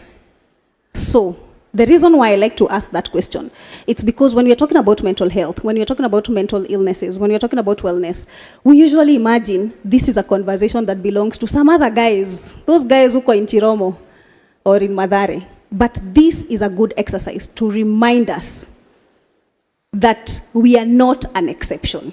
What I have just told you today and what I have taught you is what we call the clinical red flags. There are actually 6 clinical red flags, but I can see we have people from school here, so I'll say 5. Okay? Right? The first one is an interruption in sleep patterns, eating patterns, your mood, your bowels, and monthly periods for the ladies. Those are the clinical red flags. So if you want to do a brief check on yourself, those are the clinical red flags. Now, statistically, studies show that when you look at the Johns Hopkins study, it says that specifically focusing on creatives, depression and bipolarism are usually the highest, in terms of the number of creatives who have mental illness diagnosis, okay? When you look at agility solutions, if you have a phone, you can just Google and look at that. It shows 4 out of 5 creatives actually report suffering from burnout. 4 out of 5. And some of the things Waithera has said, absolutely, are going to contribute to that. And one of the things I've experienced as a clinician, seeing a lot of people from the media industry, is the need, it's that, the creativity, that light bulb creativity. Yet patterns are changing every day. You wake up, content may change, everything. The game has changed. So you're constantly trying to bat your head to see what's the next thing. So there's a lot of burnout that individuals are suffering. What I found very, very interesting is that when we look at the WHO statistics, 1 in 4 people are likely to experience a mental illness in their lifetime. That's 25%, right? But when you look at the cohort of creatives only, do you know what is the percentage of people who are going to suffer from poor mental health? 71%. Oh. Imagine, 71%. That's high. Like quite high. And obviously... That's like 7 out of 10. Exactly. Okay. Why we need to have this conversation. Yeah. Wow. See why it's important. And still, at the tail of it, I'd want Dr. Ruth, tell us about now the evolving trends, matters mental health in the creative industry. We're talking about us. And then creative, I'm not just talking about the artists we see on film. Creatives we have as young as teenagers, on TikTok. We have young people less than 10 years old. Well, I see them on TikTok. And we have young people over here. So there's that. Trends are changing in terms of content creation, in terms of artistry, in terms of creation. Now, juxtapose it to the revolution of mental health discussions, mental health awareness among the people. And at it, I want you to help us define the term awareness. We always talk about awareness. Yeah? So kindly expound and let us know. Well, thank you. It's a very loaded question, and I'll try not to over-discuss it. Yeah. But when we're thinking about the evolution of mental health in the film industry, we look at it in two ways. First, the film industry as a channel for promotion of mental health, but also the film industry as a cause or as a perpetrator of mental illness. And we can start with film industry as a channel for promotion of mental health. So I guess for globally, the film industry started around the early 1900s. And between then and maybe the 1960s, 1970s, characters depicted in film who have mental or who had mental illness were always portrayed as violent people, social deviants, crazy, and people who have certain types of deformities that we cannot live with. Now, the thing with humanity is monkey see, monkey do. So whatever we see is what we do. And what happened is it really perpetuated the stigma around mental health and also this stereotyping around mental health. And then over the years, we get into this industrial revolution, technological revolution.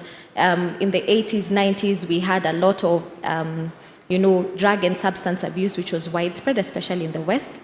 And then again, the film industry would then sensationalize this. So you'd have maybe characters who are alcoholics.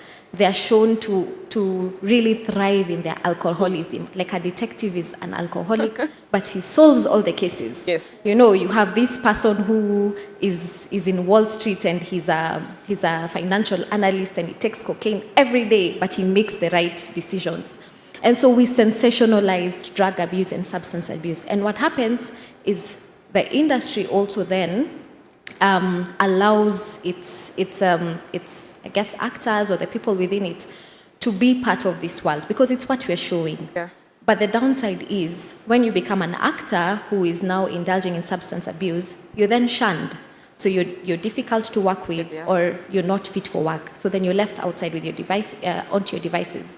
Now, in the early 2000s to around 2015, I think the conversation shifted. This time now we had more depiction of mental illness, but then it was considered something like a choice. So it's this character's choice to become an alcoholic. It's this character's choice to be depressed. It's this character's choice to want to die by suicide, which again is wrong because we know for some of this, generally for mental illness, it's not always a choice. But a very big shift happened in 2015. And the shift was that the World Health Organization and the UN included mental health wellness in its sustainable development goals. And what that meant is globally, we have decided that mental health is a big deal and we want to address it. And so there's a change even in the film industry, such that now any productions that happened after that had proper depictions of mental health and mental illness. And you'd even see normalization of men going to therapy, children talking about their trauma, etc.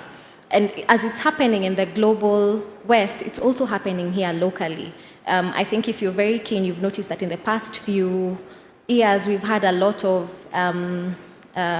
work that's being put out on mental health. Recently, we had a documentary, I think, by Noelle on What Eats My Mind, and she's talking about her lived experience in having bipolar mood disorder as someone in the film industry. And then recently, we also have a film, I think, something about love, that talks about postpartum depression by Charlene. Yeah. Yes. And so even here, we are trying to change the narrative. But then within the African context, and when you're thinking about film industry within the African context, you can forget culture. So think about Nollywood. You guys remember the first time you watched a Nollywood movie. If there was someone who had a mental illness, what was the cause? Witchcraft. Witchcraft. It was evil spirits or witchcraft. And that is what we have been watching over the years. So again, for you as a person, whether you're in the film industry or not, the moment you start feeling like you're depressed, the first thing you'll wonder, have I been cursed? Is it something wrong to do with religion? You never once think of this could be an illness. And so again, after 2015, we saw the same shift in Nollywood. And there was collaboration between psychiatrists and psychologists and filmmakers in trying to depict mental health the way it is. So where we are now, there is a change. We are trying to portray mental wellness and mental health as it should be, and promoting awareness. Now, while all this is happening, we have the technological revolution. So what happened from the early 2000s and specifically around 2012 is studies done showed that teenagers, adolescents, and young adults who spent a lot of time on social networking sites tended to have more depression and anxiety. And these are longitudinal studies, so these are people who are followed up over time. Now, while this is happening, we've also noticed that based on what is being portrayed in film or within the industry, it affects people's mental health. And I'll give you an example. There's a TV series on one of the popular streaming sites about a young girl who, I think it's called 13 Reasons Why, a young girl who was battling mental illness, and it ends, the first season ends with her dying by suicide. Now, what happened is, in the United States, in the months following the airing of that episode, a lot of young people died by suicide the same way it was portrayed. It was like a copycat syndrome. Exactly. Okay. So even with technology and, with access to all this information, there is effects we are seeing on mental health. And, still in technology, we know that technology is an avenue for people to get social anxiety. What we're talking about, competition, comparing yourself. There's a lot of information. You might be reading something and maybe a person who's not a mental health professional is talking about narcissists. And you decide that I have met this criteria, I am a narcissist. So there's an overflow of information, and that's what we're dealing with now. Then now allow me to talk about the third aspect, which is the film industry as perpetuators of mental illness. For this, I'd like to give a story. So in January 2017, in London, the police were called by a very distressed gentleman. And he called them and he said, I would like you to go to this hotel to check on my partner because I'm not sure he's okay. They have better systems than here, so the cops went without asking for kitu kidogo. But what they found was that this person's partner was dead. He was in the bathtub and he was dead. Now, the reason the partner had called the police is two things. The previous day, his partner had sent him a message telling him he's reached the end of the road. And he had sent his colleague, who was a location manager, I think people in the film industry would know what that means, had texted his colleague and told him, my job is the loneliest job, and I hope that in the future, you will make it easier for people like me to find help. So this story is very important because the person who died is called Michael Ham. He's a very famous location manager and producer in the UK. He's worked on films like Pirates of the Caribbean, Harry Potter. And his death shook the British film industry, such that the government actually commissioned an industry-wide study to find out just how bad the problem is there. And so they talked to all the 9,000 people working in the film industry. And just to support what Gathoni had mentioned, so in their study, they found that 9 out of 10 people working in the film industry in Britain had had a mental illness. 55%, almost more than half, had actually thought of dying by suicide or committing suicide during that year of the study. Of the people who were interviewed, 78% felt that their current working conditions were contributing to their mental illness. And finally, only 10% thought that their current working environment is not very good, but is conducive for their mental wellness. It's really bad if you're here and you have a production company and only 1 out of 10 of your people think that you've given them an environment to to be well mentally is not good. And so that caused a ripple effect across the industry globally. And so what's happened is now we have companies and we have industry players actually taking up the role to try and support the mental wellness of their people. But we don't have that data in Kenya. It doesn't help you as someone in the film industry in Kenya to know that 9 out of 10 people in Britain have a mental disorder. We need to know what is the case and what's the situation here. Yes. And so awareness, coming back around, awareness, I would say, and don't quote me on this because I don't know the exact word, is just knowing and being, I don't want to say being aware, but just knowing what it means to be mentally well and what it means to be mentally unwell.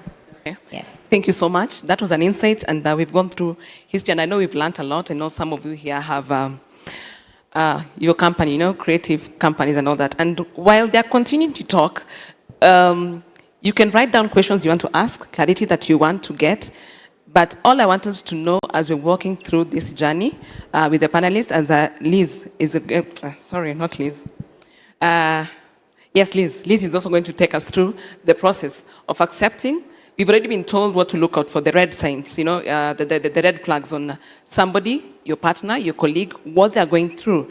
And now the next part of this session, it will be entirely about how do we resolve it. You've seen the red flags. You see your colleague has been drinking through and through, not showing up on set, not writing the scripts the way they used to. They're not relating well with people. They're moody. And Liz, I also hope you're going to take us through going back to what Waithera said. Sometimes when you're in a set and the burnout is just crazy, there's a possibility that people in this crew are going to fight. So, Liz, you'll also help us understand, how do we understand the moods that are exhibited by our colleagues? How do we resolve such issues? But before that, just take us through the effective way. The role of counseling and therapy. And I think I'll throw this question again to somebody who has a creative company. Do you do pre-counseling for your crew? Do you do post-counseling for your crew? I'll give a scenario, and I know she's going to expound more. You're doing a feature, or you're doing a story or a documentary, a movie, yeah, let's say a movie. And the actor has to portray the role of a girl who was defiled when they were young. They're defiled by their uncle. But unknowingly, you are casting. The person has never spoken about what they went through. Or somebody has to act like an alcoholic, okay? But truth is, the dad was an alcoholic who used to batter the mom. So after a character, I just want to know from the industry, after a character or before a character has played this role, do you offer counseling services? Do you do follow-up to understand what some of the roles that the crew they're playing, if indeed it's affecting them? So that is the key part of the session right now, matters counseling, therapy, and then later on, Daktari, you're also going to help us about treatment. How to seek treatment, where to get help, okay? So throwing it back to you. Thank you. When you think about the film industry, brain power is one of the greatest assets. And so when you are thinking about the production, I'm curious how many times we think about how you're going to support the crew and even the cast. And so that's where counseling and therapy comes in. And a lot of people, when they think about counseling and therapy, they think something must be wrong for me to go for counseling. From the questions that Daktari was asking here, many people started sitting from the first question. And a lot of times we think, why am I going for counseling? Just to talk. I can talk to my friends. Yeah, you can talk to your friends, and your friends will sympathize with you. But when you come for therapy, we have very many mental health workers who are trained and skilled. And even as it's not just talking, it's therapeutic. And they're able to connect with you, and they're able to use interventions that will help you go through the challenges that you're going through. When you think about some of the stories that you give through the films, some of them are very emotive. At the end of the day, when you've finished your shooting and all that, is there a time you are able to sit in a safe space just to debrief and unpack those emotions that were going through you, even as you did those scenes?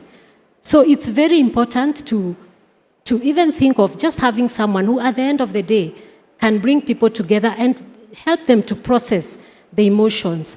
How about even the way you work with each other? Yeah, sometimes think about an onion. When you think of an onion, the outer skin is very dry, and you don't even smell it as much as when you start peeling it off. The cast, the crew, everyone is like an onion. And you're spending so much time together, and people are beginning to come out, and they begin to smell, you know, and the more they are coming out, the more they are smelling. And probably you are doing a shoot for 3 months. By the end of those 3 months, people are stinking. The way you saw them when you first met is not the way you see them at the end. And the question is, how do we mitigate this? How do we take care of the crew? How do we take care of the cast? You know, think about the way if you're good, you're given a role to play, like she was saying. You know, sometimes these become triggers.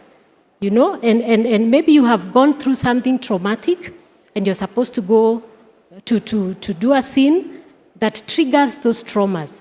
Who deals with that? How are you able to process that at the end of the day? You know? And how much do we care? Because it's just ethical to care for one another. Yeah, you are together for so long, together working. You leave your relationships at home, you come, you begin to build new relationships with your crew. And a lot of times, there are families that are made here, you know?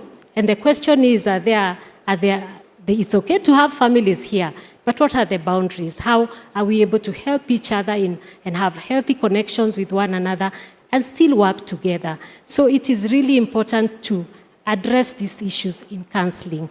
And just to know that even as she talked about self-care, you know, when you come for counseling, you're able to engage on self-care.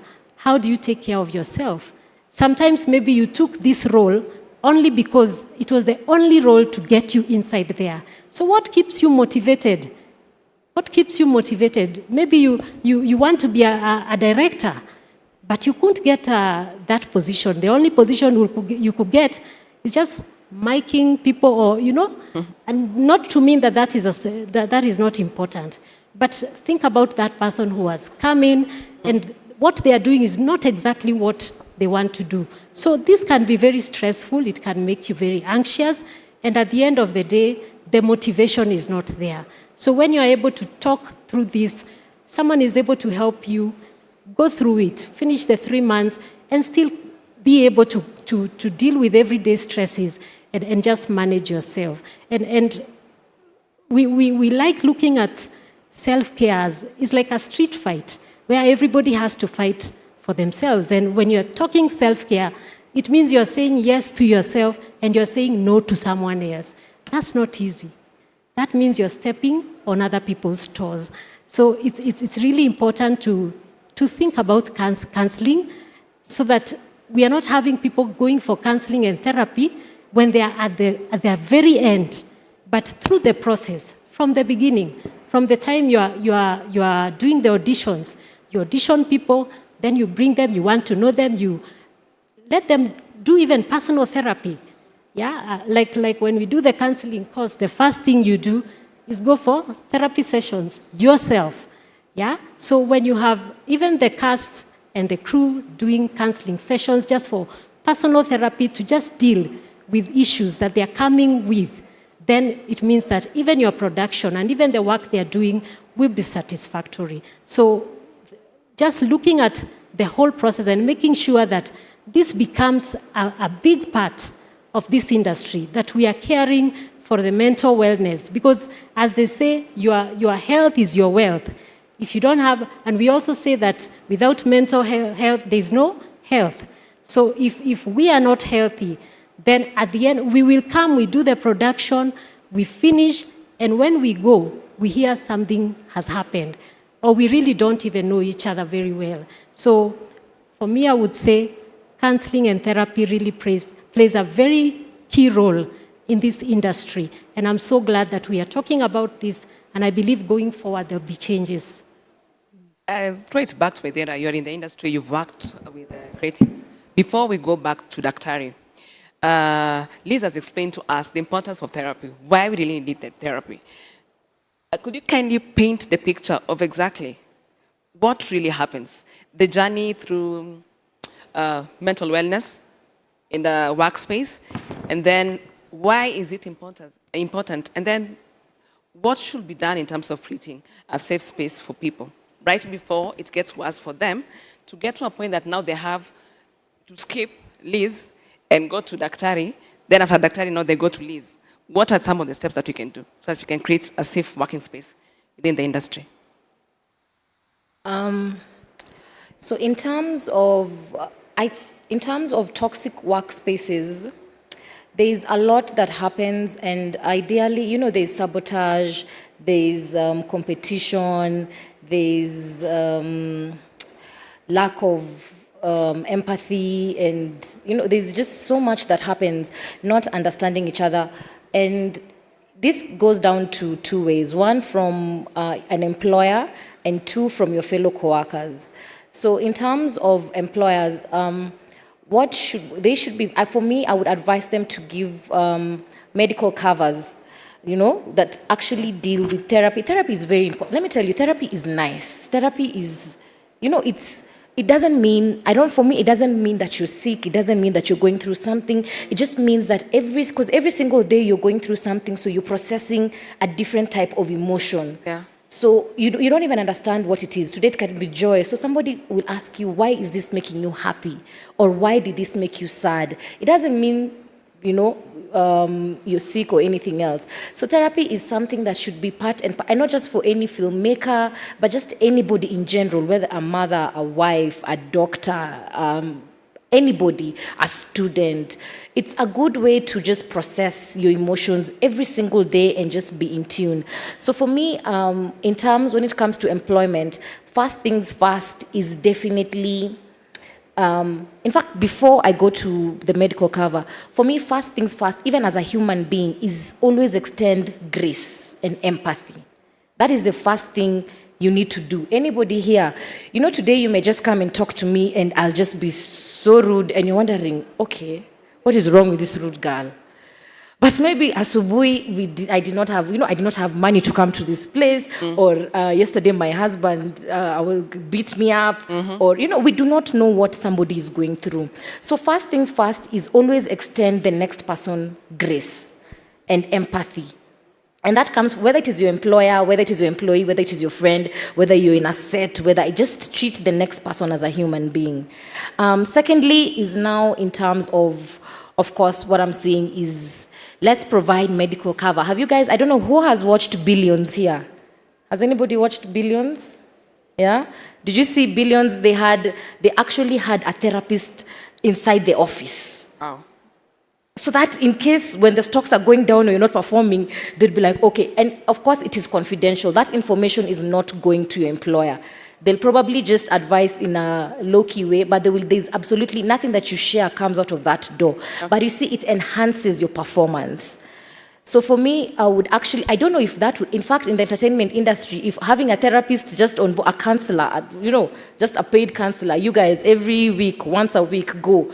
I think it would improve. It would just improve everything by 90%. It would improve the activities, it would improve the film, it would improve, even people will come to work happy, people will actually know how to talk to each other. You'll know, okay, today Liz is, she's come at me today, maybe I've triggered her in this type of way. Another thing is also identifying people's triggers and also identifying your own triggers. As you identify, I know maybe when I speak to Liz in this certain manner, it's going to trigger her. So it's up to me to come at this different way. And also for me, I know this situation is going to trigger me. So let me not be in that situation. So for me, I feel like it's a two-way street. It's you and the next person. But for me, 60% is you. 60% is when you wake up, how do you talk to yourself? Command the day that you want to have. And of course, it's not easy. Some days are good and some days are bad. Also recognize some days are good and some days are bad. You will never be 100% healed. So just, it's like grief. Grief is something that you'll never get over. But it means as you go along, some days are going to be better, but there's one day you're going to wake up and you're just going to miss this person. And it's okay. So also just understand that it's okay to have bad days. It doesn't mean that you're back to square one. It means that you're in tune with your triggers. So from an industry perspective, I think we need to be more open. We need to have these discussions. We need to have more men, more children, more people come in front. It's not an embarrassing thing to go through what you go through every day, because everybody is going through something every single day. And we need to have just more of these conversations, whether it's at your workplace, whether it is in a conference like this, wherever it is. And also let's get even Chiromo and Dr. Liz is from Madare, and to still continue to do this outreach to people so that people can just be able to understand that it is okay. Whatever you're going through, it is okay. You can either get well through medication or just by self-awareness and acting. I know Gadoni said 30% is awareness, but the 70% is the actual work. Exactly. Yeah? So sometimes you don't even need medicine. So, and also when you're self-aware, you just need now the 70% to now get better. And just understand, like I'm saying, there are good days and there are bad days. So for me, it's just a collective. It's collective between the industry, of course, the governance, of course, as an individual, and just any other person, yeah. And right, get into the treatment and coping mechanism that Dr. is going to take us through here. I'll go back to you, Dr. Ruth. We were talking about the trends of mental health here. Now there's a trend. It's very common. It's been there since time immemorial. When Kina Tupac and Biggie were like, you diss me, I diss you. You fight, I fight you back. What are we seeing? How are we going to tell?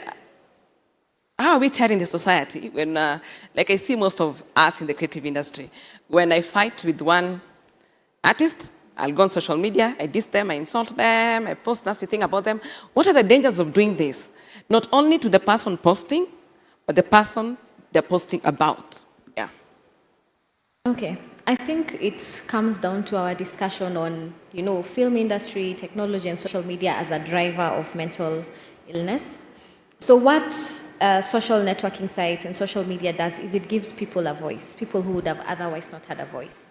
Often you don't know just how to manage this power you're given. So if you fight with someone and you go and post it, you feel powerful because you've made this person feel bad because they made you feel bad. You will not consider how they feel, but there's also the vice versa. So what happens when it comes back to you? And we've had a lot of these cases, even within our industry. We know of creatives or artists who are bullied because of something, and then it later came out that even the bullies got bullied, and it affected them. So I think the problem with our technology revolution is it's moving really fast. Yeah. We are not even at par with it in how we train our children, for example, or young adults to deal with mental health and certain things on social media. We have people who, in a quest to become famous, they would overshare, but you don't know that certain things can be used against you. And so we've not reached a place where we are training people on this. Yes. Now, Dr. Gadoni, back to you. It's always a no, and just giving it a brief answer so that we can give the mic to the audience. They can interact with us. We always have this issue when somebody feels depressed, okay? The solution will be, I think I'll do a smoke, I'll smoke my weed, I'll take alcohol. What are the challenges in terms of now getting addicted to these drugs and now solving that mental illness or condition that you've gotten the diagnosis for? Thank you, Eunice. I was smiling because of the word brief. But just allow me, every time I get opportunities like this, because I'm really passionate about awareness more than I am treatment, is just to highlight, the word I like to use is vitu kwa ground. So I really want to, allow me just to talk about two main issues before I get into treatment, the medical part of it. Remember when I told you about the people who are left standing? You remember that? Okay. Did we have more men or women standing? More women. Right? So I want to start by talking about suicide, okay? And to first emphasize that as practitioners, as advocates, we are saying we need to move away from using committing suicide to death by suicide. Because if we add the word committing there, then we are making it a crime. We don't say committed AIDS or committed diabetes, right? Yeah. We acknowledge that those guys are suffering from something. So first of all, suicide is at the top, okay? Leading cause of death amongst young people. Yeah. Right? So between men and women, who are likely to attempt suicide more? Men or women? Women. I can't hear. Men? Okay. So we are here to learn. Women have the highest suicidal attempts. Being in a hospital setup, I can't even begin to tell you the number of people who come in because of attempted suicides. In all the schools that we go to, universities, primaries and high schools, we have more women than men who attempt suicides. However, we have more men than women who die by suicide. And maybe there's a cultural connotation to that, We keep saying that, men are strong, yeah? Usilete umama, kind of thing. Wanaume ni kukaa ngumu. Ni kukaa ngumu, exactly, I like that. So even by the time a man is actually getting to choose a means for suicide, then they are likely to choose the means that they know almost 99% that they will go through with it. And why am I telling you this? Because we are each other's keepers. And suicidal ideations are not expressed in black and white as we think. Somebody is not going to say, I've decided to go buy a rope today, and this is my plan. Suicidal ideations are expressed in the most subtle ways. Yeah? So, when you hear an individual talk about, me, maisha imenichokesha, I'm just tired. Yeah? We categorize that as an expression of how they're feeling. When you hear an individual talking about, I wish I could sleep and never wake up, as subtle as that. When you hear somebody saying, mi sioni kama nita survive, yeah?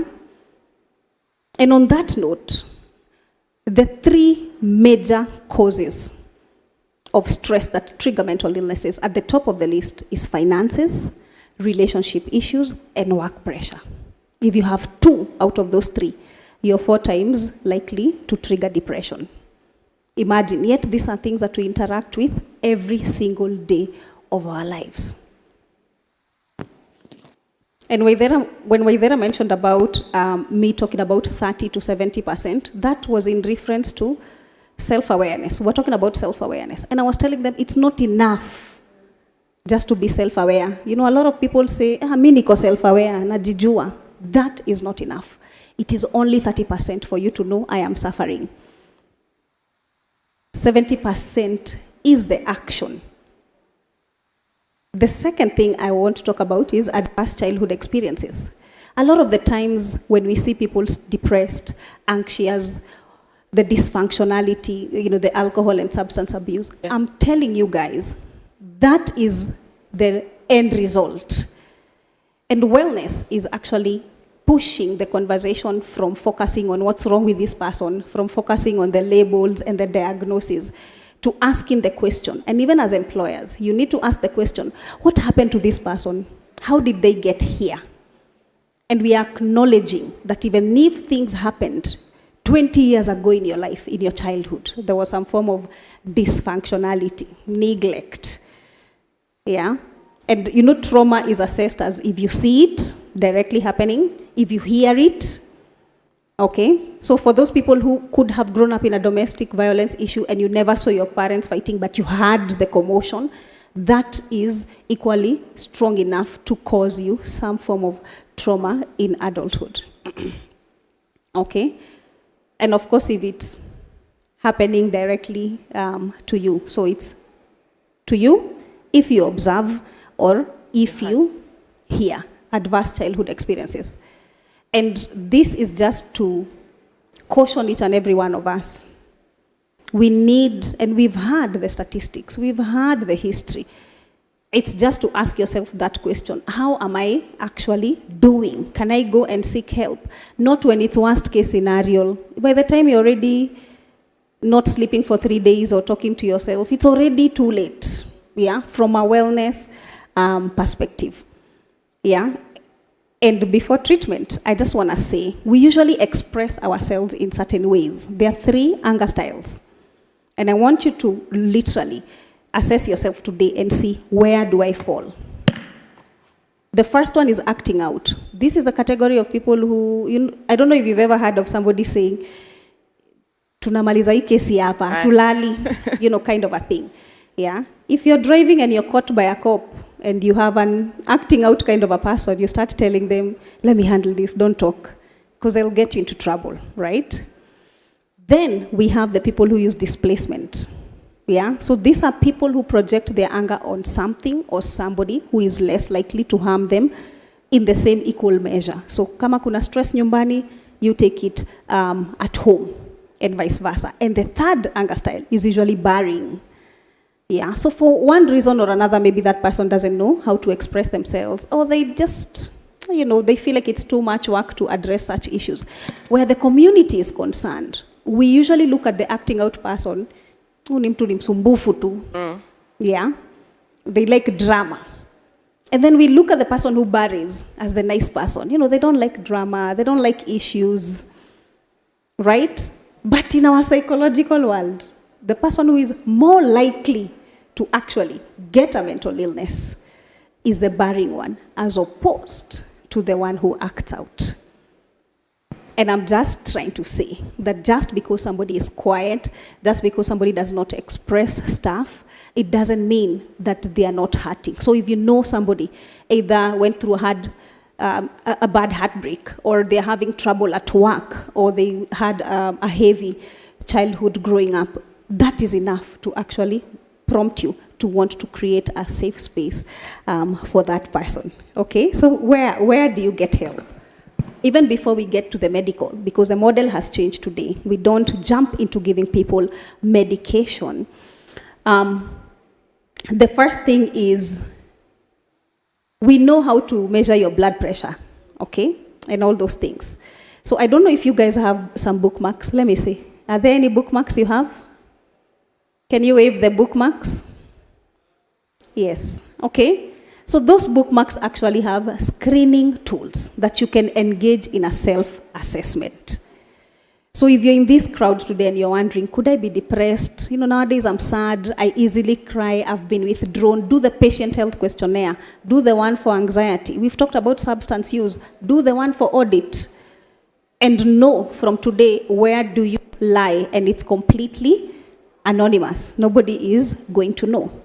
Where else do you get help if you can't? We've talked about insurance, but let me see by a show of hands, how many are covered by insurance? How many people are covered by insurance? Yeah, we can see that. And my challenge today is to utilize all the toll-free numbers. That card absolutely has toll-free numbers, 0800 to 20 000. But then we also have Red Cross, 1190, we have 1199, we have K&H. They offer resources. Yeah, there is Kiambu Hospital. I'm from Kiambu. I can talk about Kiambu Hospital. It's 50 shillings. Madara, it's 500. The practitioners are the same. So go get help. Yeah, so because you're calling anonymously saying, this is what is happening to me, I need help. Educate yourself. Remember, you cannot lead others if you don't lead yourself. Never forget that. You can't lead others if you don't lead yourself. And as creatives, everything that creatives literally churn out is not for themselves most of the time. It's for other people. So where do you come in? Who is that person who is left to take care of you? Okay? Last but not least, you've heard about self-care, but I want you guys to write down the word empress. All right? When you're talking about self-care, sometimes we think about it's because I went and did my hair, or it's because I went and watched a game, and there's nothing wrong with all those things. But you are not engaging in any form of self-care if you don't recognize that you're made up of different facets of your life. And unless you begin to intentionally take care of those different areas of your life, there is no self-care that you're doing. Empress, the first E, emotions. How are you? How are you emotionally? Are you able to understand your triggers? Are you able to understand why you're down? And what is it that you need to do to actually ensure that you address those emotions? Mentally, and when I like to talk about mentally, what really clouds our mental space are two things. One, thoughts, but the other thing is the exposure, what we keep absorbing over and over, which is social media. How many people have done a social media detox? 12 hours? Okay, 48 hours? I love that, okay? Do that social media detox for yourself. Even WhatsApp, sometimes those things, they just need to be muted a little bit for a while so that you can just recharge your battery. The P is for physical wellness, physical self-care. Let me tell you guys, the game changer of overall well-being is physical fitness, physical activities. It's the only natural way to ensure that your brain is performing optimally. Okay? The R is recreation, other than what you're doing for other people. And when you're disconnecting, go do something that is going to cater to the inner child that you have. Go do something with adrenaline. Go be happy, laugh out loud. Okay? The other E is environment. How is the surrounding that is around you? It can really help a lot. And that's why you hear a lot of people saying, when a woman is stressed, wanaenda wanaosha kila kitu kwa nyumba. Yeah, they're trying to, declutter their space. Yeah. All right? And then S is for social self-care. Very, very important. And the last S, na hii tunaweza debate mkitaka venye mnataka, but it's a fact. It's spirituality. Studies actually show that people who have a spiritual anchorage have better quality of life. So I'm not here to talk about a church or a certain preacher. I'm just saying, do you have a connection between you and your higher power? And one of the best ways to address that is just to simply use the serenity prayer. Have you guys heard of the serenity prayer? Right? It's simple. God grant me the serenity to accept the things I cannot change. Courage to change the things I can. And the wisdom to know the difference. That's it. Thank you. Interesting. So I want to go back to you, Liz. But first, I want to give the mic to the audience before we cut them short. See, time is not really on our side. So I'd like around 4 people to speak out. Somebody please give them the mic. Okay. So 3 people. One more young person. Do you have a question? Is there any young person who wants to talk? You're young. Own a uniform? I'm referring to those who are in uniform. Okay, because of gender balance, there's no other lady. So here we have 3 people. So you, I still insist, aren't a young person? You too. Okay, you're giving the mic. Umefunga shule? Bado? Interesting. So let's start. In front. All right, thank you very much. My name is Duncan Moronio, an actor and co-founder Amazing Minds Association, Amazing Minds Africa. We're based in campuses, and ours is promotion of mental health among young people. Nice. 2 questions. Mhm. So one is about, is alcoholism or drug use, is it a trigger or is it an end product of mental, you get the point. My other question is this. We've been in that industry just talking about mental health in campuses, universities, for the last 4 years. And we're always trying to find fun ways of having conversations around mental health. Okay. I just want to throw this to you guys. Is it possible to have mental health conversation in a fun way, or is it a tax conversation? Okay. It has nothing to do with fun, it's just facts. Thank you. Thank you so much, first and foremost. Good job you're doing with the young people. So do we take all the questions first, or we tackle this one first? You'll take the first part of the question, Daktari. Liz, you'll take the second part. And actually this is also part of it, how to handle mental wellness, awareness among young people, even dealing with it. So you take part 1, take part 2. And then I think, beautiful ladies, you can chip in, okay? So another question? Yes, sir. Good evening. Good evening. And good evening, everyone. My name is Ezekiel. I'm the chairperson of the Kenya Film and Television Professionals Association. And what a wonderful panel. And I don't know if it was deliberate or it's something to observe that it's an all-ladies panel. But I'll take it as an observation that the ladies have risen above the stigma of mental health.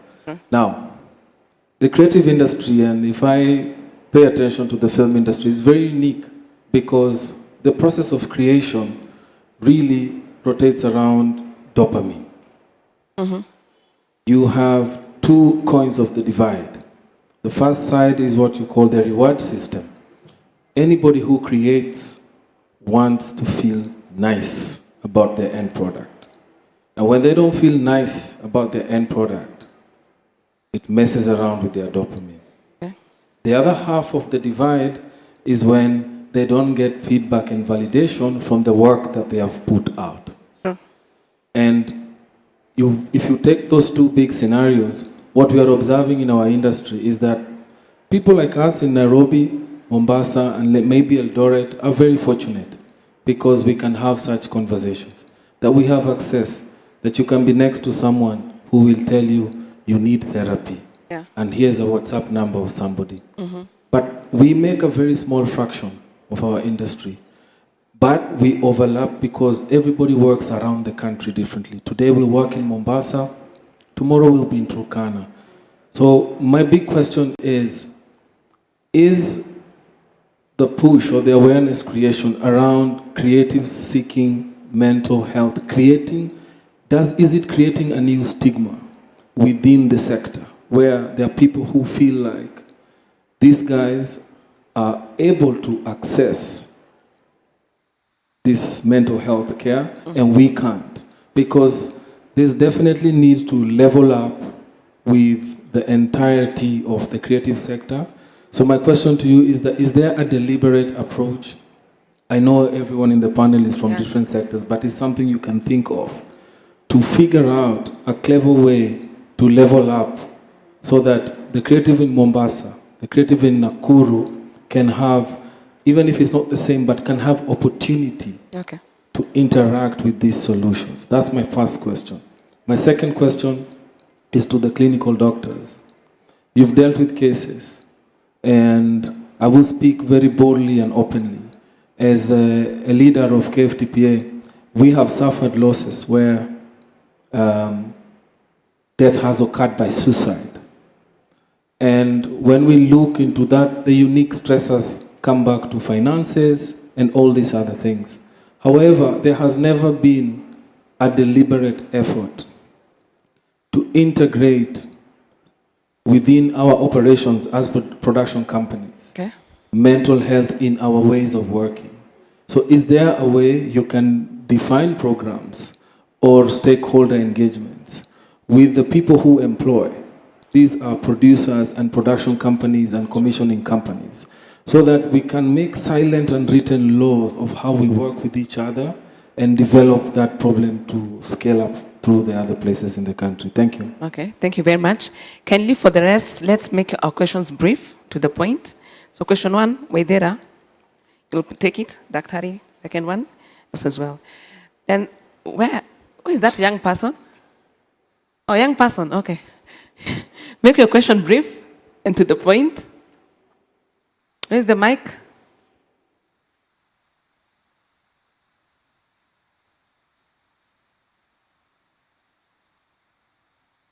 Young person, ungekuwa ushakimbilia microphone. You're a young person. Kimbia. Thank you. Thank you.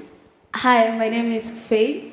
I'm a mental illness, suicide survivor. Let me just say that. Wow. So my question is partly... Good job. Clap for her. Thank you. It's so bold. Good. Thank you. At some point, you just have to, survive. My question is... Love your attitude. The triggers. You said it's finances, relationship, and work pressure. I feel like AZ has partly asked it, but I will ask it. It was a question to you to help him. Because I feel like the film industry is literally a catalyst to the triggers, especially the financial one and the work pressure. What do you think the KFTPA should be doing differently to help the people working in the industry become more self-aware and more open to, seeking help in regards to mental health? Yeah. Thank you, Faith. Thank You're you. welcome. Thank you so much. Young person, I'm proud of you. Don't worry, I'm a survivor too. We'll fight to live. Sawa, keep up. So,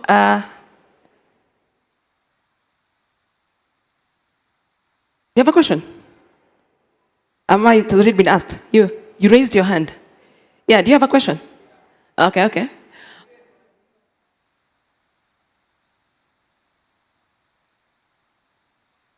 Ghetto. Hi, how y'all doing? Hi. My name is Jay Tariq. I am a mental health advocate. I am a dancer and choreographer. Nice. And it feels absolutely amazing to actually have a conversation like this in public.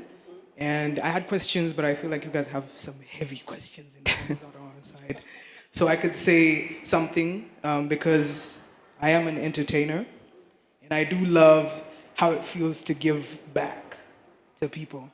So I just want to say what you guys made me feel in the time that I was here, and then you guys can proceed. Is that cool? Cool. All right, cool. So the Gen Z and the Gen Alpha, those are people born from 1997 to like 2012 and then onwards, are products of previous generations, which were very experimental. Think about it. 1984, 1950, 1800s. What did people understand schizophrenia is? We actually get to know, and as you had said earlier, that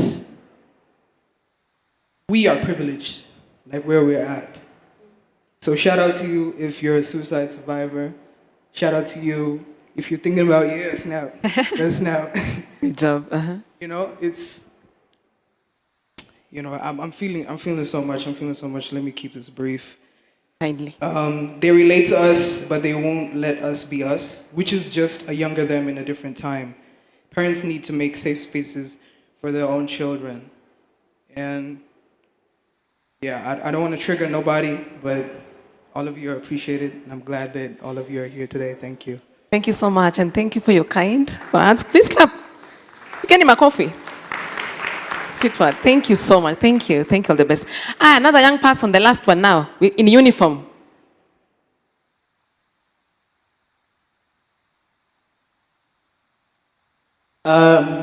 Good evening. Good evening. I'm Jidan Junge in Alliance High School, 5767, and I'm really loving your works, and I actually have I'm actually a junior co to a mental awareness program for the disabled called AMIZ. Wow. It's in loving memory of one of my friends who was disabled. His name was Tyler, and I really do know what he was aiming for to avoid suicide and stuff, because he wanted to speak out as a junior person. Now to my question, many causes of suicide, as you have said, it is the main topic of the main cause of life depletion and very many things that have to do with the decrease of population. So there are two types of suicide, rational and irrational. Now, if you take into account the rational types of death that could affect someone else, take for example, I was also a suicide survivor because I had learned about Tyler's death and my sister. Thank you. I had known my sister is 18, turning 19. I really felt heavy, negative. It's like an anchor to my heart. She takes drugs. I really did feel pity for her. I just wanted to try to help her before it's too late. But me, in representative to other people, we've always been afraid of making a mistake that can just plunge them further into stuff like those drugs. So, to my question, what should you do in case you make a mistake in trying to console someone? How would you take it into approach without any cause of suicide or anything to the topic of that? Yeah, that's my question. Thank you so much, and congratulations. Clap for him again, the survivor. Good job. So I think we go to the questions we've already asked. There's another one.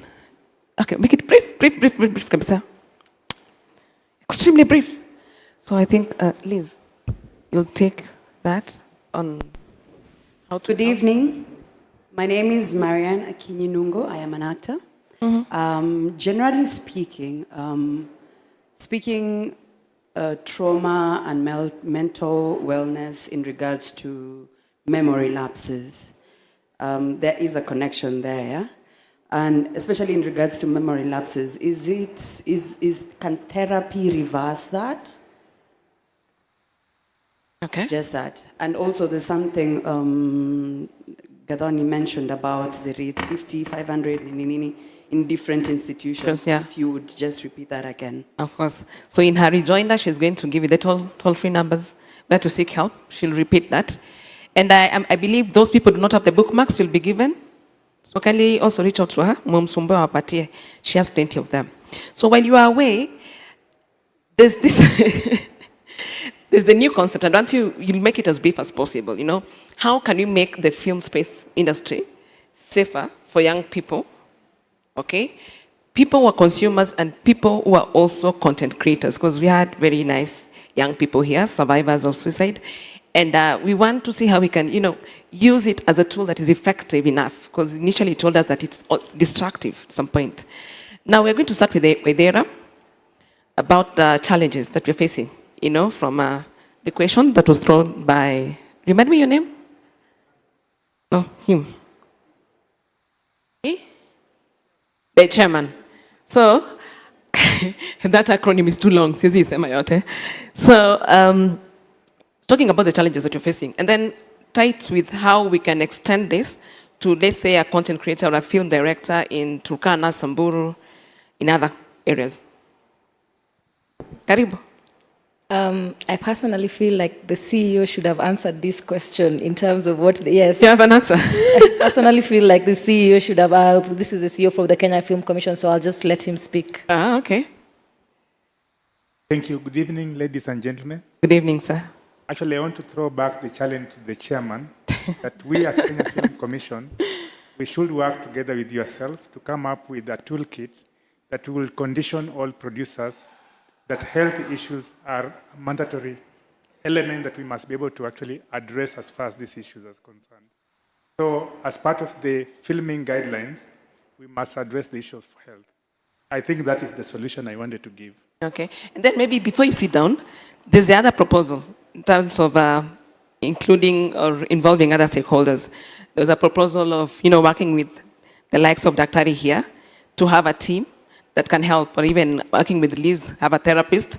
Do you think it's something that can be executed? You can have therapists? As part of the framework, we should be able to come up with a clear roadmap that on a regular basis, we should be able to work with the US health professionals so that we are able to address these matters.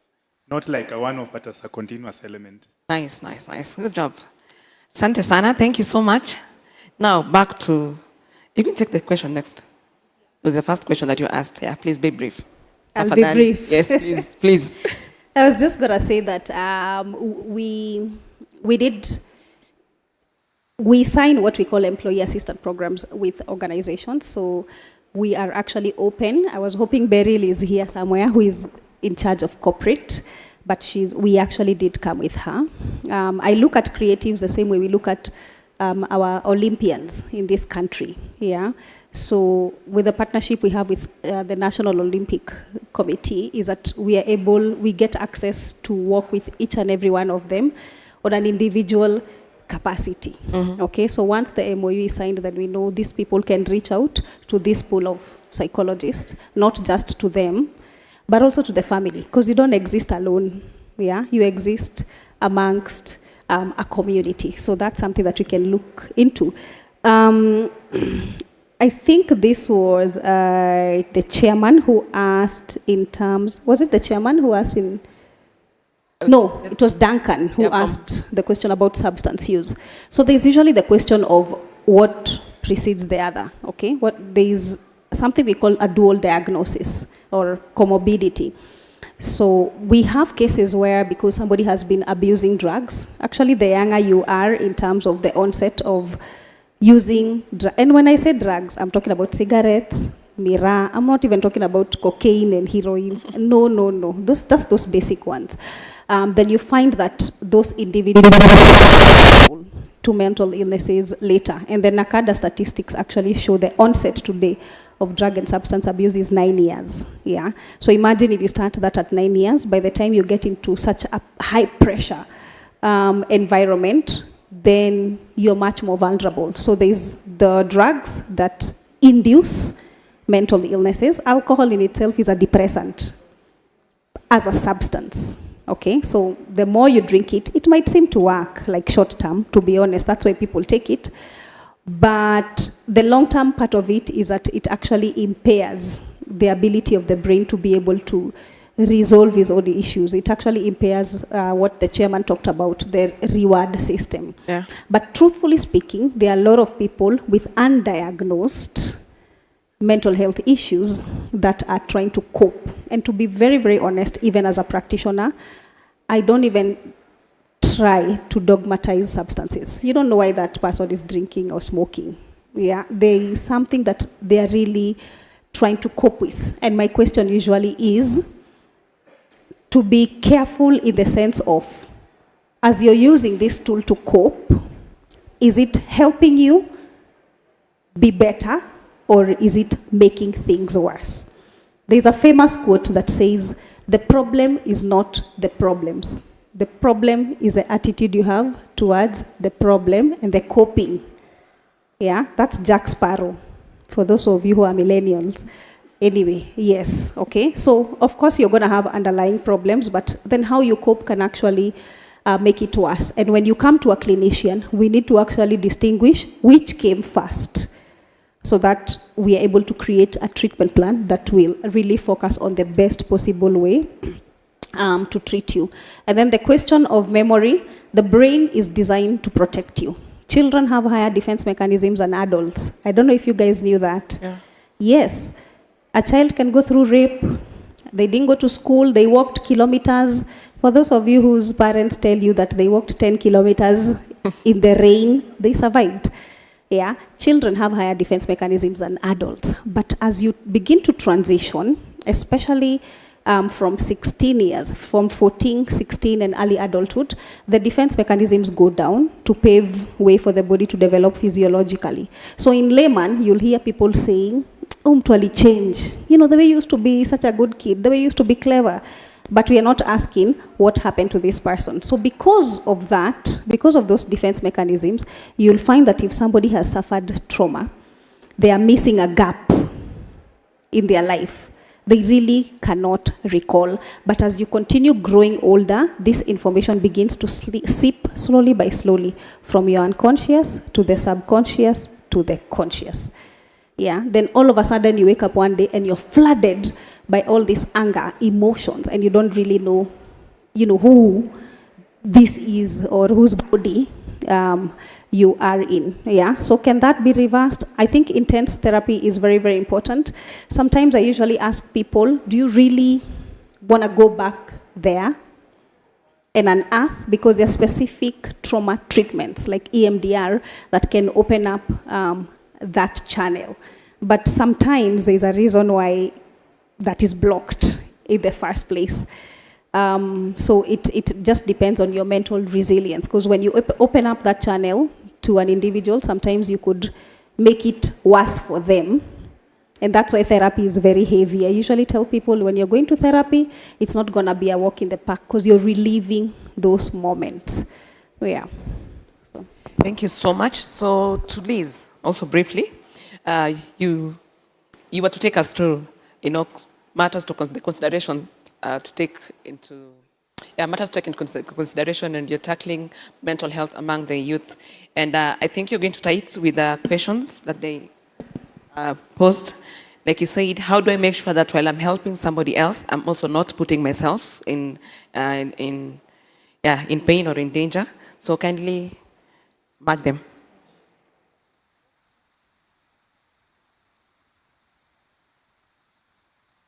I think it's on.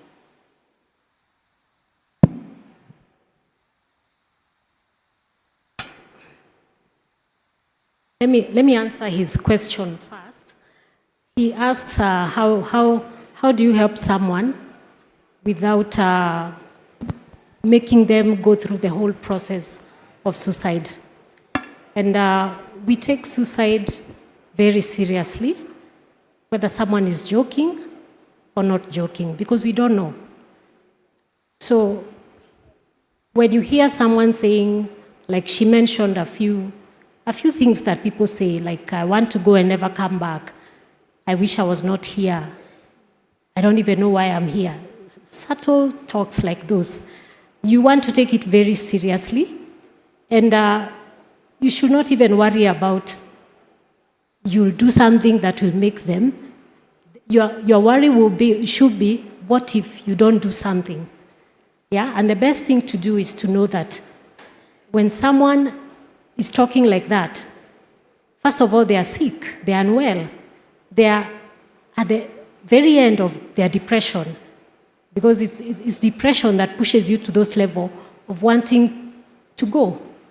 So when you hear someone talking like that, the best thing, if you're in school, go to a school counselor, a trusted teacher, someone you can talk to, so that you tell them that this is happening, and then that will be taken and dealt with in a good environment, and the person will receive the help they need. Because a lot of times when people want to commit suicide, it's because there's something that is missing in their lives. Maybe it's the finances, the stresses of relationships and all those things. So it's better you do something than you worry about what if, because if you keep quiet, then it becomes, you never know what will happen. So it's for us to take suicide conversations very, very seriously, and just to take us to a place where you always think, who is my community of support? As an individual, do I have people around me that I can say, these are my guys? And how are they your guys if they don't even know where you are at in life? What is bothering you? What are you doing? What is exciting you in your life at this point? Having people around you who you can say, I can call on so and so if I have a financial need. I can talk to so-and-so if I'm stressed about my relationships. I have this other person and this other person. And that will help us even in the industry so that we are more intentional even in our friendships. You don't just see that guy behind the camera and you really don't know anything about them. Let us be intentional in our relationships. Let us take a step further to get to know that person. Who really are they? Beyond their name, beyond what they do. And also to even remember that we need to separate. This industry is very difficult to separate, like what the chairman spoke about. If I don't get the dopamine from my production, then that really doesn't go well with me. But you need to separate that you are not your success, you are not your failure. Mm-hmm. And just like she said, the problem is the problem. The problem is not you, the problem is the coping. So even as artists, even as people who do very excellent work, when it's not so good, you have to separate. It is not me who has failed. So that you don't bash yourself so much and forget that today sometimes it's good, sometimes it's not so good. That's just to mention what you had. And then he had also asked about, are there other ways of talking about mental health? In a fun way. In a fun way. And I would ask you, what are other fun things that you can do apart from those other things that you feel are not fun things? Mm-hmm. You challenge yourself, and even know, when do I stop? If we are drinking and I'm having fun, when do you stop? Do you know yourself to know that nikifika hapa, I need to stop? I worked with someone who told me that she knew it was time to change jobs when the mother came to visit her at the office and she forgot her for 4 hours because she was busy editing. She was doing something good. The work had consumed her. But the mother was just there patiently waiting because she knew sometimes she keeps me here for 1 hour, but she still comes. But imagine 4 hours. She knew it was time for her to move. So we must know what are our limits. What limits do we have? And when you know your limits, then you know, this is my time to go. This is my time to change. And just to briefly mention some of what she's talking about, the challenges of being a young person and also you're in this industry. You have to consider where you are at in your life cycle. You are at a time when you want to form relationships with people. You want that sense of belonging, and you are asking yourself, how does this play out? How do I integrate where I am in my life and this profession? Because they have to go hand in hand. How do you strike that balance so that you don't feel like you're failing in other areas and you're giving so much in this one area? So finding that balance, accepting that this is where I am in life. This is what is expected of me. And forget about people's expectations. You yourself know when you want to do what. Forget about the parents said after you finish college, you get a job. After you get a job, you get married or a family or whatever. But you have to know for yourself, when do I want to do this? And how do I balance that with my career so that everything is working out in a balanced way? Thank you so much. We're grateful.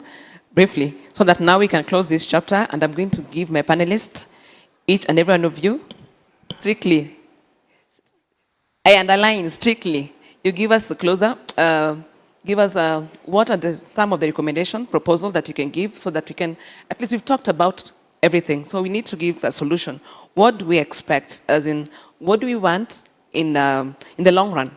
How can we help? How can we assist all these creative content creators, creative directors in the film industry? How do we help them? What are some of the possible solutions that I hope Mr. CEO here might adapt and help in, diverting it or, thinning it out to the rest of the industry? So you give us your response. Yes, your response. And I'll close at the same time.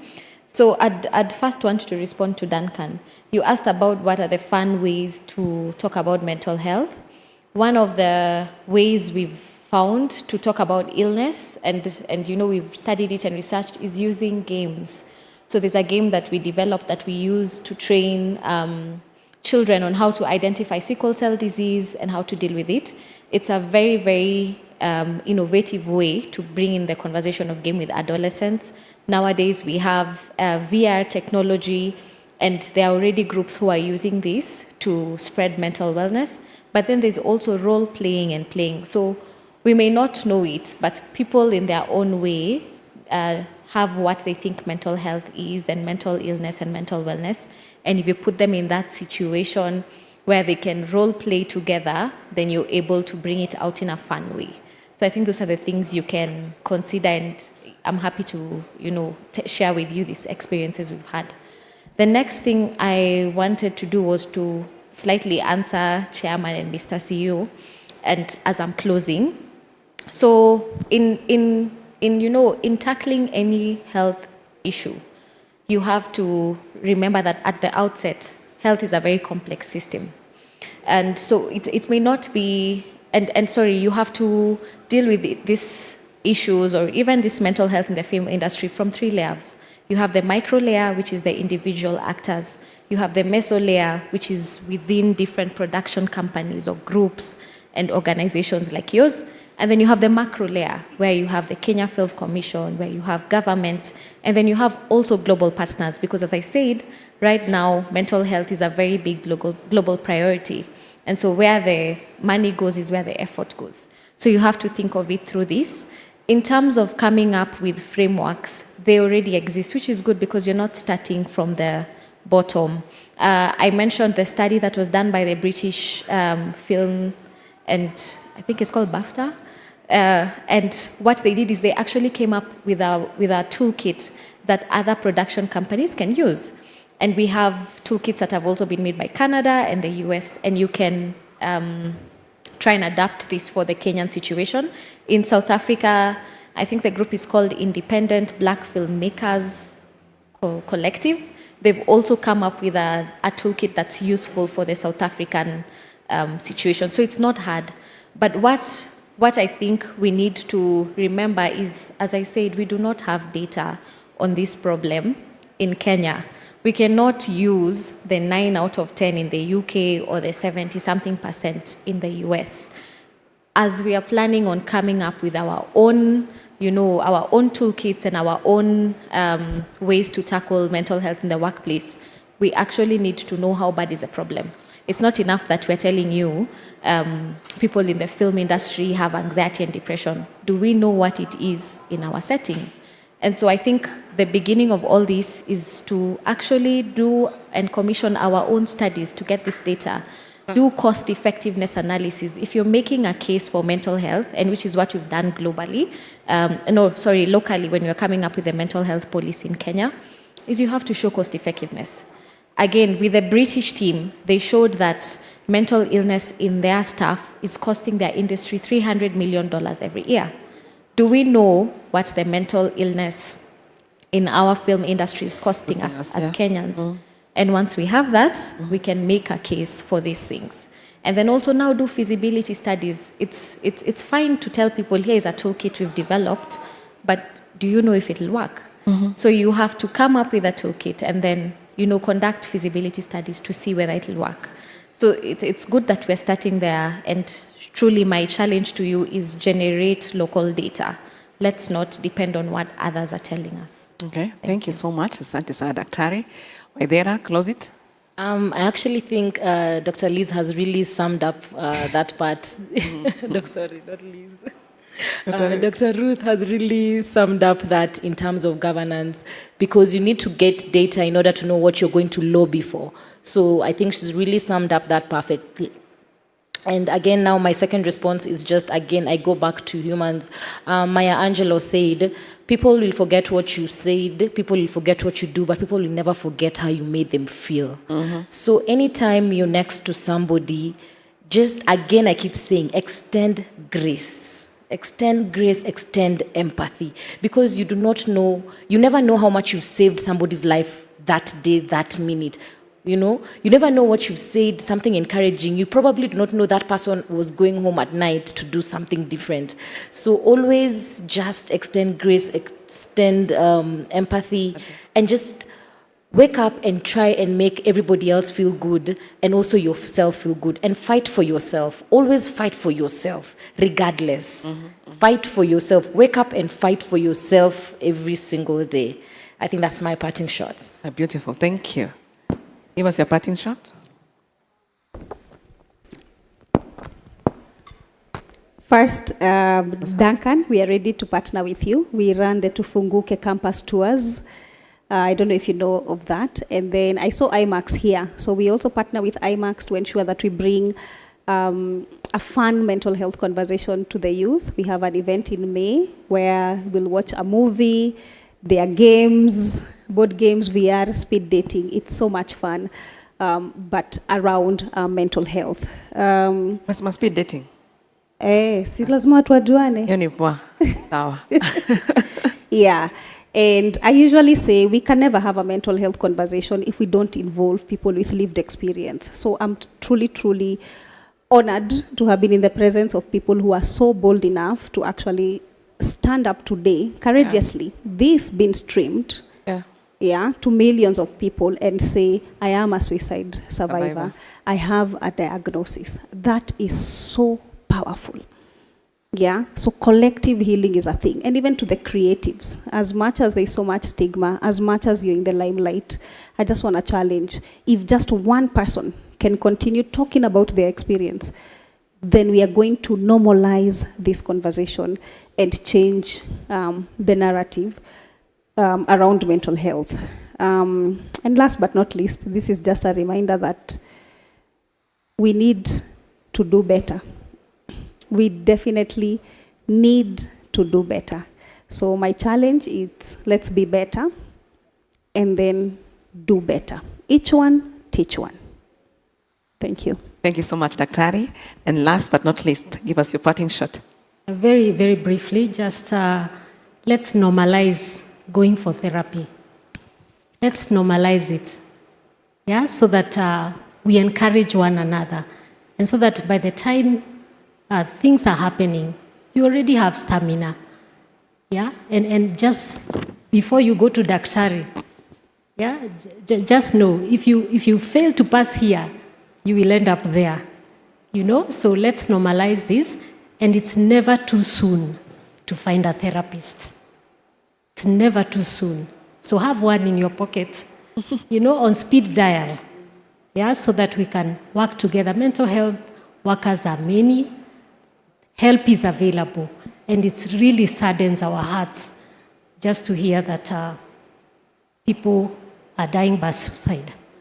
You know, people are not able to handle the normal stresses of every day. So we are just saying, let's normalize going for therapy. Let's normalize seeing a therapist, and it's never too late, too soon. Actually, it's never too soon to have a therapist. Thanks. Thank you so much, Liz. So grateful. Thank you so much, lovely people, for sitting down for all those minutes and listening to us. And I hope you've picked something, you've learned something. I'd like to thank my panelists again, Dr. Gathoni Mbugua. We have Liz Njenga. We've had Dr. Ruth Lusinde, and we've had a beautiful Waithera Karen. Remember, we were supposed to have Nini Wachira, but she couldn't show up. Something came up, but we are grateful at least. She was part of the panel, but we're very grateful, and I hope we've all learned a lot. And thank you, Sana, and I hope that next time again, we can have something like this. Like May, we have Mental Health Awareness Month, so I think it's a conversation that we should continue having.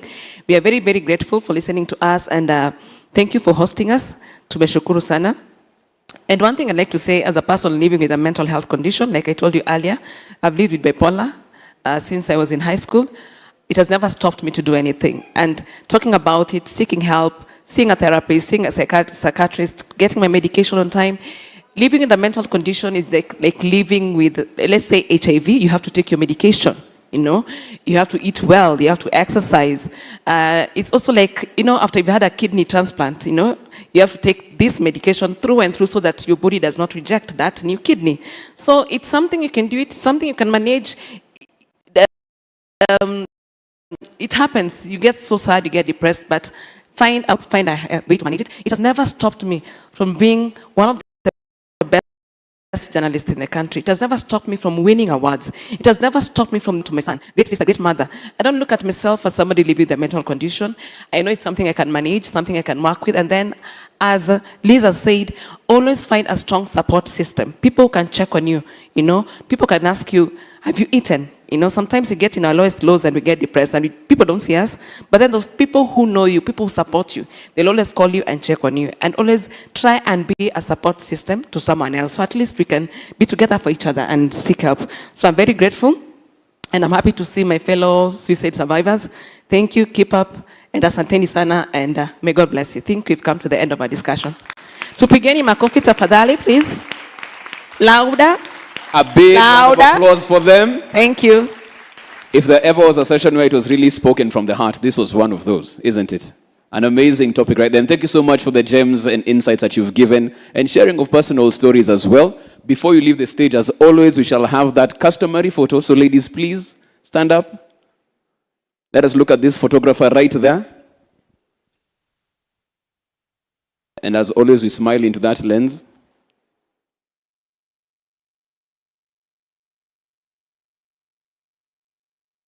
Fantastic.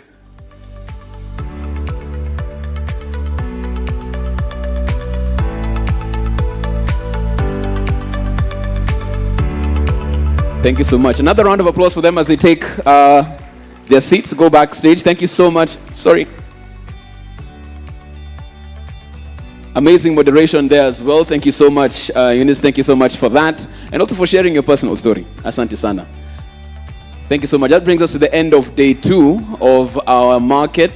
There'll be a mixer that's happening after this, courtesy of MultiChoice. So, of course, we've been talking about how we're coming to share knowledge and network. A lot of networking happening at this particular point in time. There are cocktails going on right outside. If you exit through the left, you'll find it right there. So go meet, network, get those opportunities. There'll be a special screening of Zari later this evening, courtesy of MultiChoice, and that'll be happening right here as well. But that draws the curtains on day 2 of the festival. We meet tomorrow, Friday, on the climax of this particular Kalasha International Market session that happens for the next 3 days.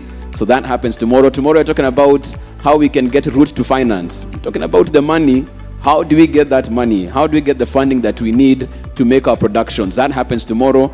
Also an interesting topic, where do filmmakers retire? What happens once they've gotten to the end of the road? Retirement for filmmakers is a story, because you have to think about the end as you start, the end in mind. Where do I go with all of this? That topic will be happening right here, and a very pertinent conversation happening tomorrow as well, and so much engagement taking place. So we wind up on that. Tomorrow, that's what waits for us. But between now and then, an amazing networking session courtesy of MultiChoice awaits you. As you exit, have a great evening. Let's meet tomorrow bright and early. Bye-bye.